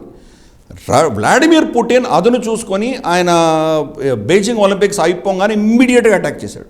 అప్పుడు కూడా ఏమనుకున్నారు, అమెరికా కావచ్చు, జో బైడెన్ కావచ్చు, వీళ్ళందరూ అన్నది ఏంటంటే ఆ డాన్ బాస్ ఏరియా మాత్రమే అటాక్ చేస్తాడు, అక్కడ మాత్రమే ఏదో జరుగుతుంది అని అనుకున్నాడు. కానీ 24 గంటల్లో కీవ్ దాకా వెళ్ళిపోతారని ఎవరూ ఊహించలేదు. ఓకే, అంత ఒక బ్లిట్స్ క్రీగ్లా టక్మని వెళ్ళిపోయాడు ఆయన. కాబట్టి ఈ ఇబ్బంది వచ్చింది. మన పిల్లలు అక్కడ ఉన్నారు, అక్కడి నుంచి ఎవాక్యుయేట్ చేయడం చాలా కష్టం అని అందరికీ తెలిసిన విషయం. యుద్ధ వార్ జోన్లో మీరు ఎలా వెళ్ళి తీసుకొస్తారు? ఫ్లైట్స్ అన్నీ ఆపేసి ఉన్నాయి, ల్యాండ్ మీద వెళ్తే చనిపోతారు. అసలు ఉన్న ఇంట్లో నుంచి ఫ్లాట్లో ఉన్న వాళ్ళే కింద బేస్మెంట్లో వెళ్ళి మెట్రోలో వెళ్ళి దాచుకుంటున్నారు. బయటకు వస్తే ఏ బాంబు పడుతుందో తెలియదు. వాళ్ళ రక్షణ మోస్ట్ ఇంపార్టెంట్. అక్కడ ఎవాక్యుయేషన్ సెకండ్ ప్రయారిటీ. ముందర వాళ్ళు సురక్షితంగా ఉండాలి కదా, అది మన ప్రయారిటీ. ఇవన్నీ పట్టించుకోకుండా దాన్ని పొలిటిసైజ్ చేయడం అన్నదంటే దౌర్భాగ్యం ఇంకోట్లేదు. నిజంగా చెప్పాలంటే శవాల మీద బోరుగులు ఏరుకోవడానికి మన సామెత కూడా ఊరికే రాలేదు. వీళ్ళ ఆలోచనలు అలాగే ఉంటాయి. తర్వాత నిన్న భారత ప్రభుత్వం ఒక అడ్వైజరీ జారీ చేసింది. ఏమనిందంటే, మీరు కార్లో వెళ్ళదలుచుకుంటే మీరు బార్డర్కి రండి, పోలాండ్, రొమేనియా, హంగరీ బార్డర్కి రండి, అక్కడి నుంచి మేము ఎవాక్యుయేట్ చేస్తాము, కానీ మీ కార్ మీద భారత ఫ్లాగ్ పెట్టుకొని రండి అని చెప్పారు. అంటే అర్థం ఏంటి? భారతదేశం ఆల్రెడీ దౌత్యపరంగా రష్యాతో డిస్కస్ చేసింది. భారతీయ ఫ్లాగ్స్ ఉన్నదాన్ని మీరు పర్మిట్ చేయండి, మేము మీకు ఇన్ఫర్మేషన్ ఇస్తాము, పలానా కారు నంబరు భారతీయులు వెళుతున్నారు, ఇదో భారతీయ ఫ్లాగ్ ఉంది అని మీకు మెసేజ్ ఇస్తాం, వాటిని మీరు టచ్ చేయకండి అని మన రష్యాతో ఆల్రెడీ మనకు సత్సంబంధాలు ఉన్నాయి కాబట్టి చెప్పాము. రష్యా దానికి ఒప్పుకుంది అని అర్థం చేసుకోవాలి, లేకపోతే ఎందుకు ఇస్తుంది అడ్వైజరీ? అది చేసినా కానీ కూడా కొంత రిస్క్ ఉండొచ్చు. యుక్రెయినియన్ సోల్జర్స్ దాని మీద ఫైరింగ్ చేస్తే ఏం చేస్తాం మనం? కాబట్టి ఇవన్నీ కూడా చాలా డేంజరస్ సిచ్యుయేషన్ ఉంది. ఇదంతా సద్దుమణిగి 2-3 రోజులు అయినంత వరకు వాళ్ళని అక్కడికి తీసుకురావడం అనేది చాలా కఠినమైన విషయం. మనకు కెపాసిటీ ఉన్నది. ఇదివరకు సిరియాలో మన నర్సులందరినీ తీసుకొచ్చాము, యమన్ యుద్ధంలో తీసుకొచ్చాము.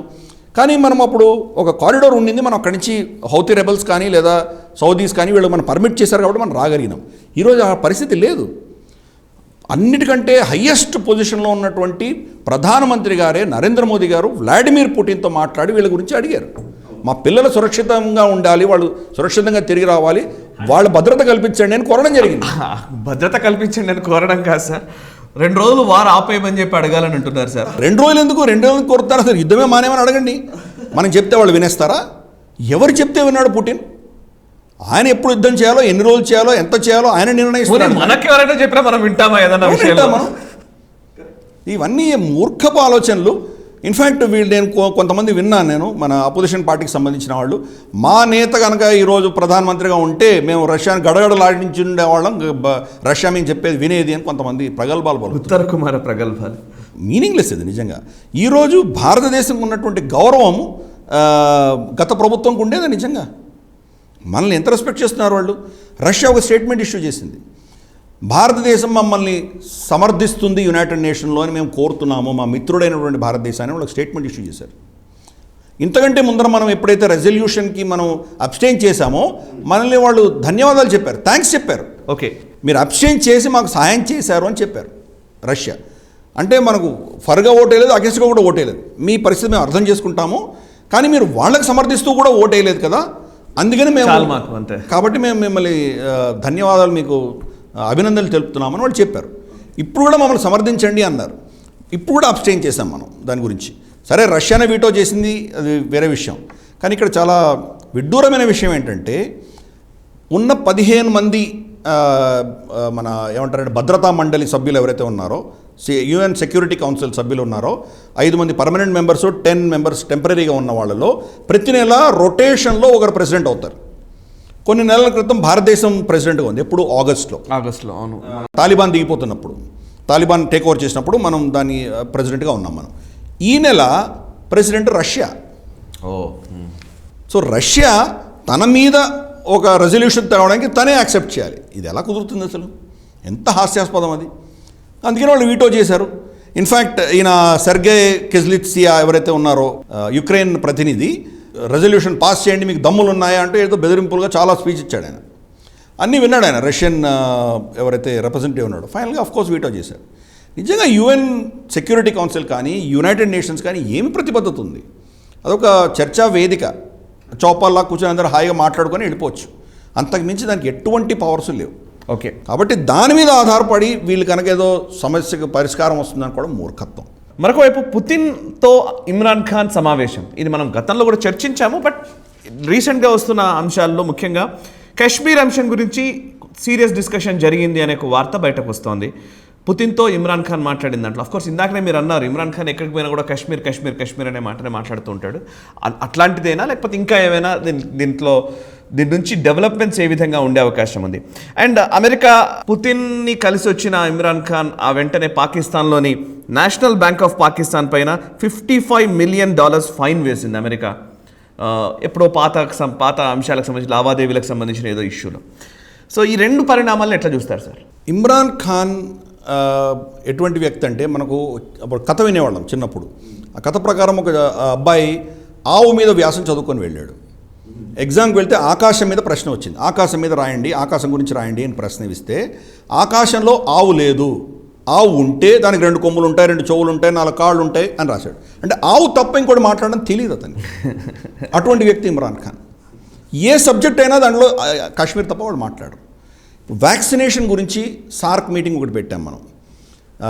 మనకు ఉధృతంగా ఉన్నప్పుడు కరోనా వ్యాక్సినేషన్ సంబంధించి, టెస్టింగ్ సంబంధించి మనం అందరం కలిసి ఏమైనా చేయొచ్చా, ఎలా దీన్ని తట్టుకోవాలి, దీన్ని ఎలా మన ఉపాధిని ఎలా కాపాడుకోవాలి, ప్రజలను ఎలా కాపాడుకోవాలి అని చర్చలో పెడితే పాకిస్తాన్ మళ్ళీ దాంట్లో కూడా కాశ్మీర్ గురించి మాట్లాడింది.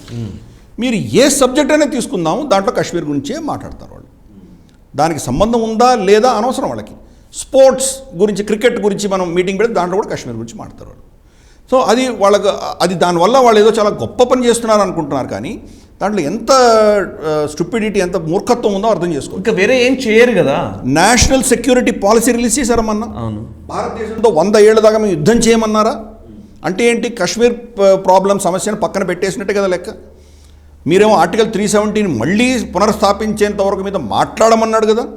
మరి 100 ఏళ్ళు యుద్ధం ఎందుకు చేయమంటున్నావు నువ్వు? నేషనల్ సెక్యూరిటీ పాలసీలో కాశ్మీర్ గురించి మాట్లాడనే లేదు మీరు. అంటే ఆర్టికల్ 370 గురించి మాట్లాడలేదు. ఈరోజు మేము మళ్ళీ కాశ్మీర్ గురించి అడిగితే దాని అర్థం ఏంటి? అలాగే సిఎన్ఎన్కి ఇంటర్వ్యూ ఇచ్చాడు, జకారియాకి ఇంటర్వ్యూ ఇచ్చాడు. ఆ ఇంటర్వ్యూలో కూడా ఇమ్రాన్ ఖాన్ ఏం చెప్పాడు?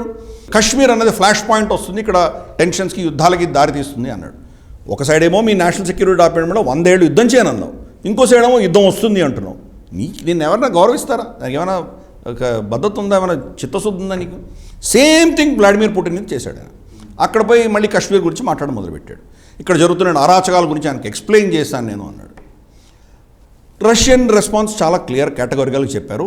ఈ సమస్య అనేది మీ ఇద్దరి మధ్య సమస్య, మీ ఇద్దరు మాట్లాడుకోండి, మేము ఇంటర్ఫియర్ అవ్వము అని స్పష్టంగా చెప్పాడు ఆయన. కాబట్టి రష్యా నుంచి ఏం రెస్పాన్స్ ఉందో తెలుసు, కానీ తన డొమెస్టిక్ ఆడియన్స్కి, తన ఎగో బూస్టింగ్కి మాత్రమే చేశాడు అతను. నిజంగా ఆర్టికల్ 370 ఎత్తేసిన తర్వాత పాకిస్తాన్ యుద్ధం చేయవలసింది భారతదేశంతో. అయినా ఆర్టికల్ 370తో నీకేంటి సంబంధం?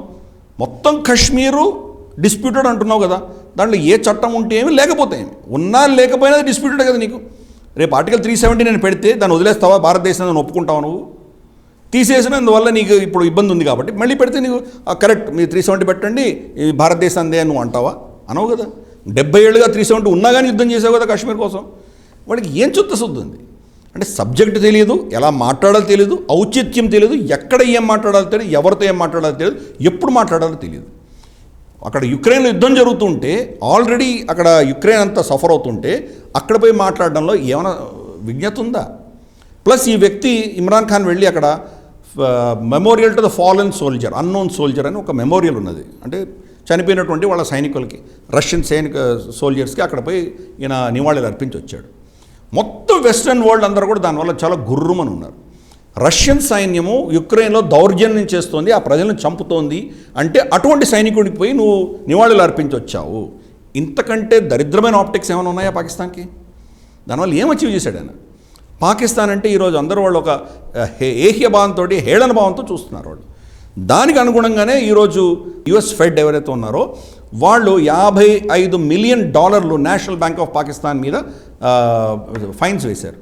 నేషనల్ బ్యాంక్ ఆఫ్ పాకిస్తాన్ అంటే మన భారతీయ స్టేట్ బ్యాంక్ ఆఫ్ ఇండియా లాంటిది. ఓకే, చాలా ఉత్తమమైన బ్యాంక్. అంటే వాళ్ళ ఆర్బీఐ లాంటిది కాదు, ఆర్బీఐ వచ్చి state bank of Pakistan. National bank of Pakistan మీద వాళ్ళ యుఎస్ బ్రాంచెస్లో యుఎస్ రూల్స్ని చేసి బ్రేక్ చేసి వాళ్ళు అక్కడి నుంచి మనీ లాండరింగ్ చేశారు అన్న వాళ్ళ మీద ఆంక్షలు, వాళ్ళ అభియోగం ఉంది. దాని బేసిస్గా వీళ్ళ మీద $55 మిలియన్ ఇంపోజ్ చేశారు. ఆల్రెడీ ఆయన కటోరీ తీసుకొని అందరి దగ్గర అప్పు కావాలని వెళ్తున్నటువంటి వ్యక్తి $55 మిలియన్ మళ్ళీ వాళ్ళకు అదనంగా పడింది. ఇది వాళ్ళు చేసే పిచ్చి పనులు అంటే ఇది.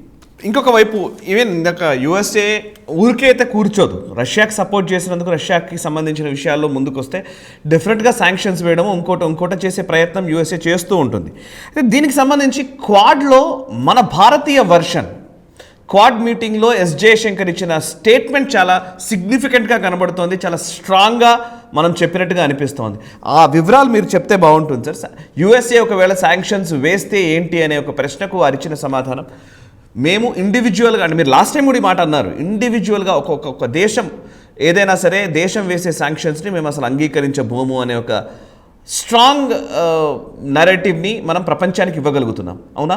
కరెక్ట్. అంటే మనం 2 వారాల క్రితం ఎప్పుడైతే ఈ క్వాడ్ మీటింగ్ జరిగిందో ఆస్ట్రేలియాలో, అప్పుడు మనం దాని గురించి విస్తృతంగా చర్చించలేకపోయినాం. కరెక్టే. ఆ డీటెయిల్స్ కొంచెం లేటుగా వచ్చాయి. ఒకటి, రెండవది మన సమయాభావం వల్ల కొంచెం దాన్ని మినిమంగా పెట్టాం మనం. అవును అప్పుడు. కానీ అప్పుడు ఆయన ఇచ్చిన స్టేట్మెంట్ ఇప్పుడు మనకి ఎందుకు అవసరము అంటే, నిన్న జో బైడెన్ని ఎవరో అడిగారు, రిపోర్టర్ అడిగారు, మీకు భారతదేశం నుంచి ఎటువంటి కోఆపరేషన్ వస్తున్నది ఈ యుక్రెయిన్ వివాదానికి సంబంధించి అని ప్రశ్నిస్తే, మేము దాని గురించి ప్రయత్నాలు చేస్తున్నాము, ఆ భారతదేశంతో ఇంకా మాట్లాడుతున్నాము, మాకు ఇంకా దాన్ని కంప్లీట్గా దానికి సొల్యూషన్ అంటూ రాలేదు అని చెప్పాడు. అంటే భారతదేశం అమెరికాతో కోఆపరేట్ చేయట్లేదు అని దాని అర్థం. వాళ్ళు మన నుంచి ఏమి ఆశిస్తున్నారో మనం అది ఇవ్వట్లేదు వాళ్ళకు. అంటే రష్యాని ఖండించడం, రష్యాకి వ్యతిరేకంగా మనం యాక్సెప్ట్ చేయడం, అలాగే వాళ్ళు వేస్తున్నటువంటి ఆంక్షలు, శాంక్షన్స్ ఏవైతే ఉంటాయో దానిని మనం యాక్సెప్ట్ చేసి దాన్ని అమలుపరుస్తామని వాళ్ళ ఎక్స్పెక్టేషన్. దానికి భిన్నంగా భారతదేశం ప్రవర్తించింది. దీని నేపథ్యంలో మనం ఆ 2 వారాల క్రితం జరిగినటువంటి క్వాడ్ మీటింగ్లో ఎస్ జయశంకర్ గారు ఇచ్చిన స్టేట్మెంట్ చూడాలి. ఎస్ జయశంకర్ గారు అప్పుడు ఏం చెప్పారంటే, India doesn't follow national sanctions అని స్టేట్మెంట్ ఇచ్చారు. వ్యక్తిగతమైన దేశాలు ఇంకొక దేశం మీద ఆంక్షలు విధిస్తే దానిని మేము స్వీకరించము, యునైటెడ్ నేషన్స్ కనుక ఆంక్షలు విధిస్తే దాన్ని మేము పాటిస్తాము, దాన్ని మేము యాక్సెప్ట్ చేస్తామని నేను చెప్పడం జరిగింది. ఇండివిజువల్గా మేము యాక్సెప్ట్ చేయము. అంటే ఇండివిజువల్ ఎవరు? ఇక్కడ అమెరికా, లేదా రేపు Japan, Australia, Canada, UK, France వీళ్ళందరూ వేసినట్టు వ్యక్తిగతంగా వేస్తున్నారు వాళ్ళు ఆంక్షలు. కానీ ఒక కూటమిగా వేయట్లేదు, అంటే యునైటెడ్ నేషన్స్గా వేయట్లేదు. అంటే ముందస్తుగా మీరు కనుక ఆంక్షలు విధిస్తే మేము దాన్ని యాక్సెప్ట్ చేయము అని చెప్తున్నారు. ఓకే, ఇది వాళ్ళకు ఒక సందేశం. అలాగే రష్యాకు కూడా మేము ఈ పక్షాన ఉన్నాము, ఒకవేళ ఆంక్షలు విధించినా నీకు మాకు ఉన్నటువంటి మైత్రిని మేము తెంచుకోవడానికి సిద్ధంగా లేము, మీ దగ్గర నుంచి కొనుగోళ్ళు ఏవైతే ఉన్నాయో అవి కంటిన్యూ అవుతాయని వాళ్ళకు కూడా భరోసా ఇచ్చాం. మన స్టాండ్ చాలా క్లియర్గా చెప్పాం. ఇది కూడా ఎందుకు సిగ్నిఫికెంట్ అంటే, ఇదే ప్రభుత్వం, మోదీ ప్రభుత్వమే కొన్ని 4-5 ఏళ్ల క్రితం ట్రంప్ హయాంలో ఎప్పుడైతే మన మీద వాళ్ళు ప్రెషర్ పెట్టి ఇరాన్ మీద ఆంక్షలు విధించారో, ఆంక్షలు విధించినప్పుడు ఇరాన్ నుంచి మనం చమురు కొనుక్కోవడం మానేసాం మనం. దానివల్ల మనకు ఇరాన్కి కొంత ఇబ్బందులు కూడా వచ్చాయి. అంతకంటే ముందర చాలా తక్కువ ధరలో మనం ఒక చమురు కొనుక్కునేవాళ్ళం, ప్లస్ ఇండియన్ రూపీస్లో కొనుక్కునేవాళ్ళం. అలాగే అక్కడి నుంచి వచ్చే చమురు ఏదైతే ఉందో దాని క్వాలిటీ మన రిఫైనరీస్ చాలా అద్భుతంగా పనిచేసేవి. ఇది ఎందుకు మానేసామని మోదీ ప్రభుత్వాన్ని చాలామంది నిలదీశారు. నిజంగా దాని సత్యం కూడా ఉన్నది, అది చేయకుండా ఉండవలసింది వాళ్ళు చేశారు. అయినా కానీ ఆ ప్రెషర్స్ వల్ల భారతదేశం కొంత లాభం కూడా చెందింది. ఎందుకంటే ఇది చేస్తే ట్రంప్ మనకు కొంత సాయం చేశారు. ఫర్ ఇన్స్టెన్స్ మనకు ఆ అగ్రిమెంట్ ఏదైతే ఆయన చేశారో, మనకు లాజిస్టిక్స్ అగ్రిమెంట్ ఆయన దిగిపోయి ముందర చేశారో, దానివల్ల మనకు లైన్ ఆఫ్ యాక్చువల్ కంట్రోల్లో అణువు మనం గాలించగలిగినటువంటి కెపాసిటీ మనకు వచ్చింది. చైనాని ఎదుర్కోగలిగిన కెపాసిటీ వచ్చింది.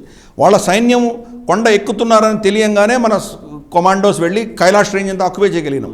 ఎక్కడి నుంచి వస్తుంది ఇన్ఫర్మేషన్ మనకు? ఒక దగ్గర తగ్గడం వల్ల ఇంకొక దగ్గర లాభం చెందింది. కాబట్టి ఆ బ్యాలెన్సింగ్లో మనం చేసాం. అది ట్రంప్కి ఇరాన్ మీద ఒక అక్కసు ఉన్నది, దానివల్ల ఆయన మనకు ఇది జరిగింది. అది కొన్ని రోజులు చాబహార్కి సంబంధించి మనకు వెసులుబాటు ఇచ్చారు ఆయన, కానీ అల్టిమేట్గా ఆయనను సంతృష్టి చేయడం వల్ల మనకు పెద్ద లాభం వచ్చింది. మనం ఈరోజు చైనాని ఎదుర్కోగలుగుతున్నాం. కానీ క్రమేపీ భారతదేశం మళ్ళీ ఇరాన్ తోటి వాణిజ్య సంబంధాలను పెంచుకోవాలి. అలాగే ఈ స్టేట్మెంట్, నేను ఎస్ జయశంకర్ ఇచ్చిన స్టేట్మెంటు ఆ దిశగా మనం ఫ్యూచర్లో చేస్తామని నేను భావిస్తున్నాను. ఒక యుక్రెయిన్ రష్యా అనేందుకు ఇరాన్ పట్ల కూడా క్రమేపీ భారత ప్రభుత్వం సడలుబాటు అనేది జరుగుతుంది నేను అనుకుంటున్నాను.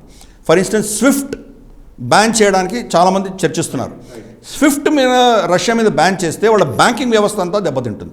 మనం ట్రాన్స్ఫర్ చేసుకోలేం బ్యాంకింగ్ వ్యవస్థ. సో ఆల్టర్నేట్ సిస్టమ్ మనం ఏం చేయగలము స్విఫ్ట్ లేకుండా? అంటే స్విఫ్ట్ని మనం యాక్సెప్ట్ చేసామంటే మనం కూడా ఆంక్షల్లో యాక్సెప్ట్ చేసినట్టు వాళ్ళేమే అవుతాం.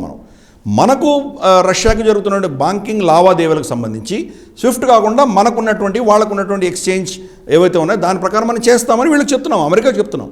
ఓకే, కాబట్టి మీరు ఎన్ని ఆంక్షలు విధించినా మా రిలేషన్షిప్ విత్ రష్యా మేము తగ్గించుకోము అని చెప్తున్నాం.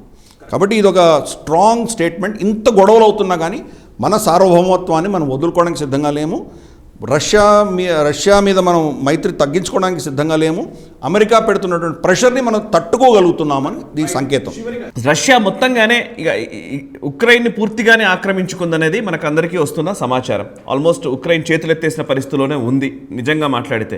అఫ్కోర్స్ బయట మాట్లాడుతున్నారు, కానీ రష్యా రాబోయే రోజుల్లో వాళ్ళ అబ్జెక్టివ్స్ ఏంటి, వాళ్ళ ఎయిమ్ ఏంటి అసలు ఏమైనా చెప్పగలుగుతారా? ఒకటి, ఇప్పుడున్నటువంటి ప్రభుత్వం వెస్టర్న్ పవర్స్ అమెరికా ప్లాన్ చేసినటువంటి జెలెన్స్కీ ప్రభుత్వాన్ని తీసేయాలి, వాళ్ళ ప్రభుత్వాన్ని వాళ్ళు స్థాపించుకోవాలి. అంటే రష్యాకు మద్దతుగా ఉన్నటువంటి ప్రభుత్వాన్ని వాళ్ళు స్థాపించాలి. బెలారూస్లో ఎలాగైతే రష్యాకు మద్దతు ఇచ్చేటువంటి ప్రభుత్వం ఉన్నదో అటువంటి ప్రభుత్వాన్ని వాళ్ళు అక్కడ స్థాపించాలి. ఇది ఫస్ట్ టార్గెట్ వాళ్ళది. రెండవ టార్గెట్ ఏంటంటే అక్కడ ఈ రష్యా మా భాష మాట్లాడుతున్నటువంటి ప్రాంతాలు ఏవైతే ఉన్నాయో, డాన్బాస్ కావచ్చు, తర్వాత కొంత కారిడోర్ వాళ్ళు ఇప్పుడు అదనంగా తీసుకోబోతున్నారు. డాన్బాస్ నుంచి క్రీమియాకి వెళ్ళేటువంటి ప్రాంతం, ఆర్ఎఫ్సికి సంబంధించినటువంటి ప్రాంతం ఏదైతే ఉందో దాన్ని వాళ్ళ కబ్జాలో తీసుకోబోతున్నారు. సో డాన్బాస్ నుంచి క్రీమియా దాకా భూమి గుండా వాళ్ళకు ఒక కారిడోర్ పెట్టుకోబోతున్నారు. ఈ కారిడోర్ అంతా కూడా వాళ్ళు రష్యాలో కలుపుకోబోతున్నారు. రష్యాలో కలుపుకోవడం వల్ల అక్కడ ఉన్నటువంటి ప్రభుత్వం, యుక్రెయిన్లో ఇప్పుడు రాబోయే ప్రభుత్వం రష్యా విలీనం చేసుకోబోతోందో ఆ ప్రాంతాలని రష్యా విలీనాన్ని యాక్సెప్ట్ చేసే దిశగా వాళ్ళు డెసిషన్ ఇవ్వాలి. ఇది రెండవది వాళ్ళది. అంటే కొత్తగా రాబోతున్న ప్రభుత్వము క్రీమియా అనెక్సేషన్ కావచ్చు, డాన్బాస్ అనెక్సేషన్ కావచ్చు, ఈ రెండు రష్యా కంప్లీట్గా వాళ్ళ దేశంలో తీసేసుకున్న దానికి వాళ్ళు ఒప్పుకుంటారు. అది రెండవది వాళ్ళకు వచ్చేది. మూడవది, సైనిక కెపాసిటీ ఏదైతే ఉందో, మిలిటరీ కెపబిలిటీ ఏదైతే ఉందో, అంటే వాళ్ళ ఎయిర్ ఫోర్స్ కావచ్చు, మిలిటరీ కావచ్చు, దీన్ని కంప్లీట్గా ధ్వంసం చేయాలన్నది ఒక ఉద్దేశం. దీనివల్ల ఏమవుతుందంటే నిజంగా వాళ్ళు కనుక మళ్ళీ ఇప్పుడున్నటువంటి స్థాయి దాకా రావాలన్నా ఒక 20-30 ఏళ్ళు కనీసం పడుతుంది వాళ్ళకి. 20-30 ఏళ్ళ వరకు మళ్ళీ వాళ్ళు నిలిచి వీళ్ళకి వ్యతిరేకంగా నిలబడే స్తోమతా శక్తి కూడా ఉండదు. రేపు నేటోలోకి వెళ్ళాలన్నా వాళ్ళకి ఆర్మీ ఉండాలి కదా, బలగం ఉండాలి కదా. బలగం ఉంటేనే కదా వాళ్ళు నిజంగా నేటోతో కలిసి ఏమైనా చేయగలరు. వాళ్ళు దాన్ని కంప్లీట్గా తీసివేసే దిశగా వీళ్ళు ప్లాన్ చేస్తున్నారు. ఆల్రెడీ వాళ్ళ ఎయిర్ ఫోర్స్ కేపబిలిటీ ధ్వంసం చేశారు, నేవీ కేపబిలిటీని అంతా ధ్వంసం చేశారు. ఆర్మీ మీద వాళ్ళు చాలామంది వాళ్ళందరూ సరెండర్ అవుతున్నారు. వాళ్ళకు నిజంగా వీళ్ళు వెళ్తుంటే కనుక వీళ్ళు ఎవరు అడ్డు చెప్పేవాళ్ళు లేరు. నిజంగా 20 కిలోమీటర్లు 50 కిలోమీటర్ల దాకా ఒక యుక్రెయిన్ సైనికుడు ఒకరు కనిపించట్లేదు వాళ్ళు ఎక్కడ వెళ్ళినా కానీ కూడా. సో అలా క్రమేపీ వాళ్ళు 48 గంటల్లో వాళ్ళు కీవ్ అవుట్స్కట్స్ కూడా వచ్చేసారు. వాళ్ళు కీవ్ని సరౌండ్ చేశారు వాళ్ళు. కాబట్టి క్రమేపీ వాళ్ళ మిలిటరీ కేపబిలిటీని కంప్లీట్గా ధ్వంసం చేయాలి అన్నది ఇదొకటి. నాలుగవది, అక్కడ ఉన్నటువంటి ఫార్మస్యూటికల్ కేపబిలిటీస్ ఇండస్ట్రీస్ కావచ్చు, డిఫెన్స్ ఇండస్ట్రీ కేపబిలిటీస్ కావచ్చు, ఇవి రష్యన్ కంట్రోల్లోకి వెళ్ళాలి అన్నది ఇంకొక 4వ స్టెప్ వాళ్ళు చేయబోతున్నారు. వాళ్ళకు వ్యతిరేకంగా రష్యన్ ఇన్ఫ్లుయెన్స్ లేకుండా ఇవి జరగడానికి వీల్లేదు అని వాళ్ళకు ప్రత్యామ్నాయం పెట్టుకోదలుచుకున్నారు. And last but not the least, warm వాటర్స్కి యాక్సెస్. ఆల్రెడీ క్రీమియా వల్ల వాళ్ళకి కొంత యాక్సెస్ వచ్చింది, కానీ ఇంకా కూడా ఆర్ఎఫ్సి కావచ్చు, బ్లాక్ సీ కూడా మొత్తం కంట్రోల్ వాళ్ళు తీసుకోబోతున్నారు. ఇటువంటి కొన్ని స్ట్రాటజిక్ మూవ్స్ వాళ్ళు చేయబోతున్నారు. వీళ్ళు ప్రగల్భాలు పలికి ఏదో 4-5 శాంక్షన్స్ వేసినా కానీ అల్టిమేట్గా రష్యాని ఎటువంటి హాని చేయలేనటువంటి పరిస్థితి మనం చూడబోతున్నాం. ఇది వాళ్ళ మెయిన్ టార్గెట్స్. దీనివల్ల ఏమవుతుందంటే ఇది సక్సెస్ అయిందంటే కనుక నిజంగా రష్యాని ఛాలెంజ్ చేసే కెపాసిటీ ఎవరికి ఉండదు. నేటో కేపబిలిటీ ఎంతో ఆల్రెడీ రష్యా చూపిస్తుంది, డెమాన్స్ట్రేట్ చేస్తుంది. మీరు ఆఫ్ఘనిస్తాన్లో పరాజయం చెంది మీరు బయటపడ్డారు, వెళ్ళిపోయారు. నేటో ఎంత విఫలమైందో ఆఫ్ఘనిస్తాన్లో ఎందుకు సైకిళ్లలో మోటార్ సైకిళ్ళలో వచ్చిన వాళ్ళనే మీరు ఏం చేయలేకపోయారు. అంత ప్రొఫెషనల్ ఆర్మీ రష్యాని మీరు ఏం చేయగలరు. కాబట్టి నేటో ఎందుకు పనికిరాదు అని ప్రూవ్ చేయబోతున్నాడు ఆయన. ఇది కనుక సక్సెస్ అయిందంటే నేటో ఇక ఎటువంటి దానికి గౌరవం అనేది పోతుంది దానికి. ఓకే, ఇది ఒక మోడల్గా తయారైందంటే కనుక చైనా ఎలా బిహేవ్ చేస్తుందో మనకు తెలియదు. వాళ్ళిద్దరూ ఆల్రెడీ ఒప్పుకున్నారు. నేను వన్ చైనా పాలసీని ఒప్పుకుంటానని పుటిన్ బెయిజింగ్లో చెప్పడము, అలాగే వీళ్ళ సెక్యూరిటీని మీరు కాపాడాలి అని బెయిజింగ్ స్టేట్మెంట్ ఇవ్వడము. సో వీళ్ళిద్దరు కూటమి కనుక ఏర్పడిందంటే ఏమవుతుంది అనేది కూడా ఒక ప్రశ్న మనకు సీరియస్గా ఉన్నది. వాళ్ళు టర్కీ చేరుతుందా, ఇరాన్ చేరుతుందా, మరి దాంతోపాటు పాకిస్తాన్ వస్తుందా, ఇవన్నీ కూడాను కొంత కీలకమైన చేంజెస్ మనకు చూడబోతున్నాము. యుక్రెయిన్ మాత్రం వాళ్ళు ఆక్యుపై చేసి కంటిన్యూస్గా యుక్రెయిన్లో మాత్రం ఉండరు. వీళ్ళు అనుకున్నటువంటి 4-5 ఇష్యూస్ ఏమున్నాయో అవి రిజాల్వ్ అయిపోయిన తర్వాత యుక్రెయిన్లో ఒక వాళ్ళకు కావాల్సినటువంటి ప్రభుత్వాన్ని ఏర్పాటు చేసి వాళ్ళు వెళ్ళిపోతారు అక్కడి నుంచి. ఇది మనం మీడియం టర్మ్లో చూడబోతున్నాం. ఒక విషయం నేను లాస్ట్లో అడుగుదాం అనుకుంటున్నాను. రాహుల్ గాంధీ ఇందాకే ఒక ట్వీట్ చేశారు. అదేమంటారు, this government strategic mistakes will prove to be very costly. ఇది ఖచ్చితంగా గ్లోబల్ రౌండప్కి అవసరమైనదే. ఎందుకంటే ఆయన చెప్పిన గతంలో ఇచ్చిన స్టేట్మెంట్స్ కొన్ని ప్రింట్లో కానివ్వండి, హిందుస్థాన్ టైమ్స్లో కానీ వచ్చిన కొన్ని స్టేట్మెంట్స్ని కలగలిపి రాయడం జరిగింది. Modi government strategic mistakes brought China and Pakistan together అనేది ఒక స్టేట్మెంట్. రాహుల్ గాంధీ గతంలో లోక్సభలో ఇచ్చిన స్టేట్మెంట్. ఇంకొకటి, India's relations with China going through very difficult phase అనేది జయశంకర్ ఇచ్చిన స్టేట్మెంట్ని ఆయన కోట్ చేశారు. Did China help Pakistan build bridges to Russia? Imran Khan nods yes and then slams Modi's India అనేది ఇంకొకటి. ఇమ్రాన్ ఖాన్ స్టేట్మెంట్ని కలిపారు. Emerging axis new equations, Pakistan Russia dynamics in a changing world అంటూ ఇంకొకటి రాయడం జరిగింది. ఇందాక మీరు చెప్పిన దానికి కొంచెం లింక్గానే ఈ విషయం ఉంది కాబట్టి నేను ప్రస్తావిస్తున్నాను.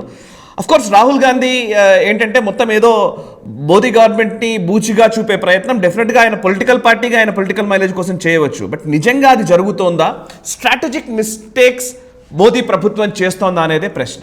నిజంగా కాంగ్రెస్కి సంబంధించినటువంటి సీనియర్ నేతలు, ఆల్రెడీ ఫారెన్ మినిస్టర్గా ఉన్నటువంటి నేతలు ఎవరైతే ఉన్నారో, సల్మాన్ ఖుర్షీదే పెద్ద ఎక్స్పీరియన్స్ లేనటువంటి వ్యక్తి.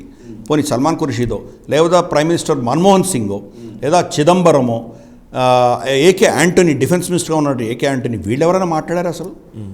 రాహుల్ గాంధీ మాట్లాడుతున్నాడు. వీళ్ళు ఎందుకు మాట్లాడట్లేదు?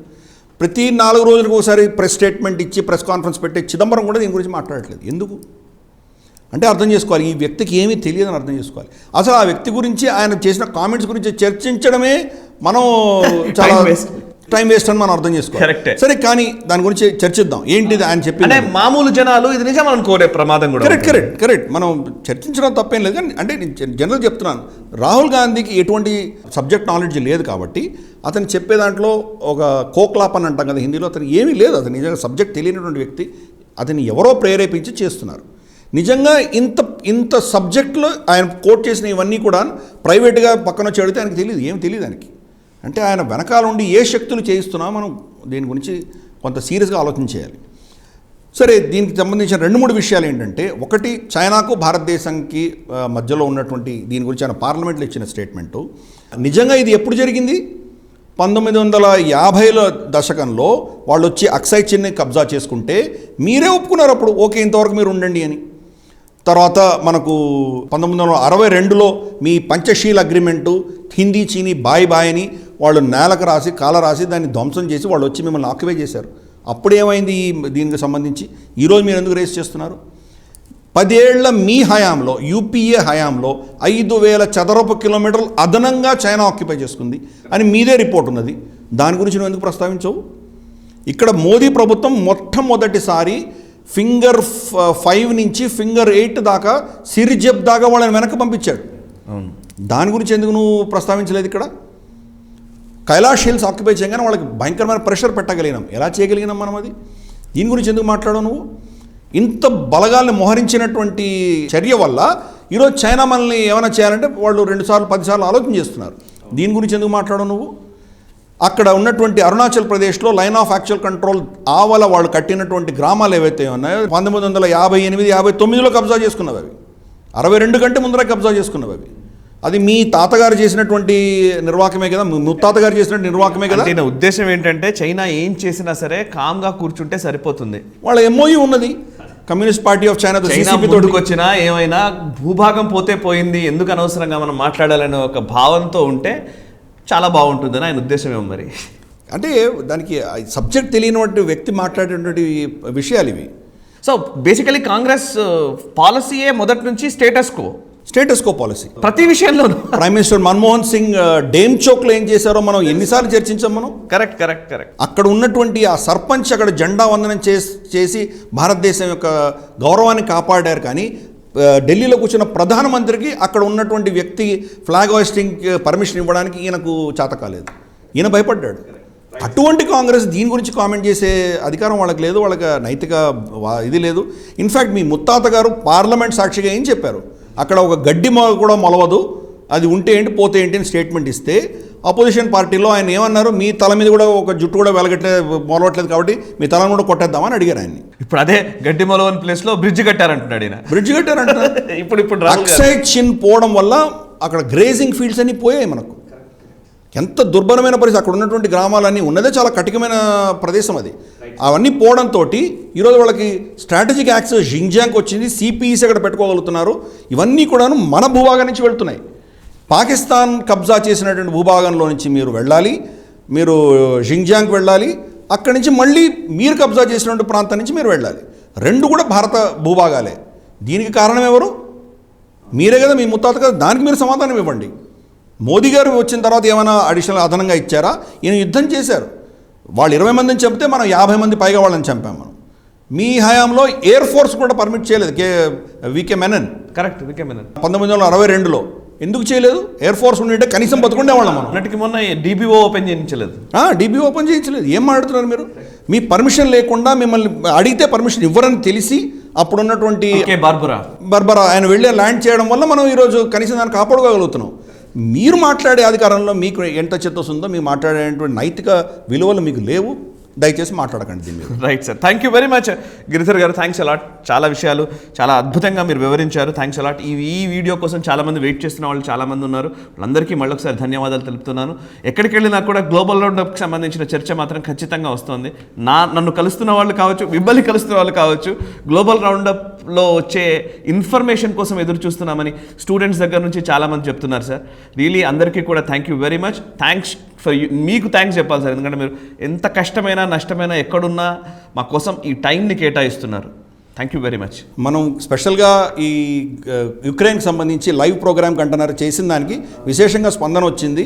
వాళ్ళందరూ కూడా ప్రత్యేకంగా అందరికీ ధన్యవాదాలు చెప్దాం మనం. ధన్యవాదాలు sir, thank you very much. That is very special అని కూడా చాలామంది చెప్తున్నారు. నిజంగా కూడా చాలా ఛానల్స్లో మామిడి గిరిధర్ గారు కనబడుతూ ఉన్నారు, చాలా ఛానల్స్లో చర్చల్లో పాల్గొంటూ ఉన్నారు. బట్ వేరాజ్ నేషనలిస్ట్ హబ్లో మనం ఇచ్చిన ఇన్ఫర్మేషన్ కావచ్చు, నిజంగా చెప్పాలంటే ఒక రకంగా నాకు కొంత గర్వంగానే చెప్పగలుగుతారు. ఎందుకంటే నేషనలిస్ట్ హబ్ తరపున మంచి కంటెంట్ని మేము ఇవ్వగలుగుతున్నామనే కాన్ఫిడెన్స్తో చెప్తున్నాను. డెఫినెట్లీ ఇది తెలుగు మీడియాకు భిన్నంగా, తెలుగు మీడియా కనీసం దరిదాపుల్లోకి వెళ్ళి ఆలోచించని అంశాల్ని మేము మీకు అందించే ప్రయత్నం చేస్తున్నాం. దీనికోసం చాలా పరిశోధన చేస్తున్నాము. సింపుల్గా ఇవేవి రావట్లేదు. ప్రతిరోజు అనునిత్యము, అహరహము, అనుక్షణము ఈ అంశాలన్నిటిపైన చదువుతూ వాటిని రాసుకుంటూ నోట్స్ ప్రిపేర్ చేసుకుంటారు మామిడి గిరిధర్ గారు కానివ్వండి, నేను కానివ్వండి. వీటి మీద రీసెర్చ్ చేసిన తర్వాతనే ఈ ఇన్ఫర్మేషన్ మీకు అందించే ప్రయత్నం చేస్తూ ఉన్నాము. అండ్ గిరిధర్ గారికి స్పెషల్గా థ్యాంక్స్ చెప్తున్నాను. అండ్ దీన్ని ఆదరిస్తున్న ప్రేక్షకులందరికీ కూడా థ్యాంక్స్ చెప్తున్నాను. నేషనలిస్ట్ హబ్ ఇంకా పురోభివృద్ధి బాట పడుతోంది, ఇంకా ఎక్కువ కంటెంట్ని మీకు అందించే ప్రయత్నం చేస్తుంది. తెలుగు మీడియా మాధ్యమాలు ఏవి చేయని, వాళ్ళు ఊహించని విధంగా ఇంకా సరికొత్త కంటెంట్తో మేము ముందుకు రాబోతున్నాము. మీ అందరి ఆశీర్వాదాలు మాకు కావాలి.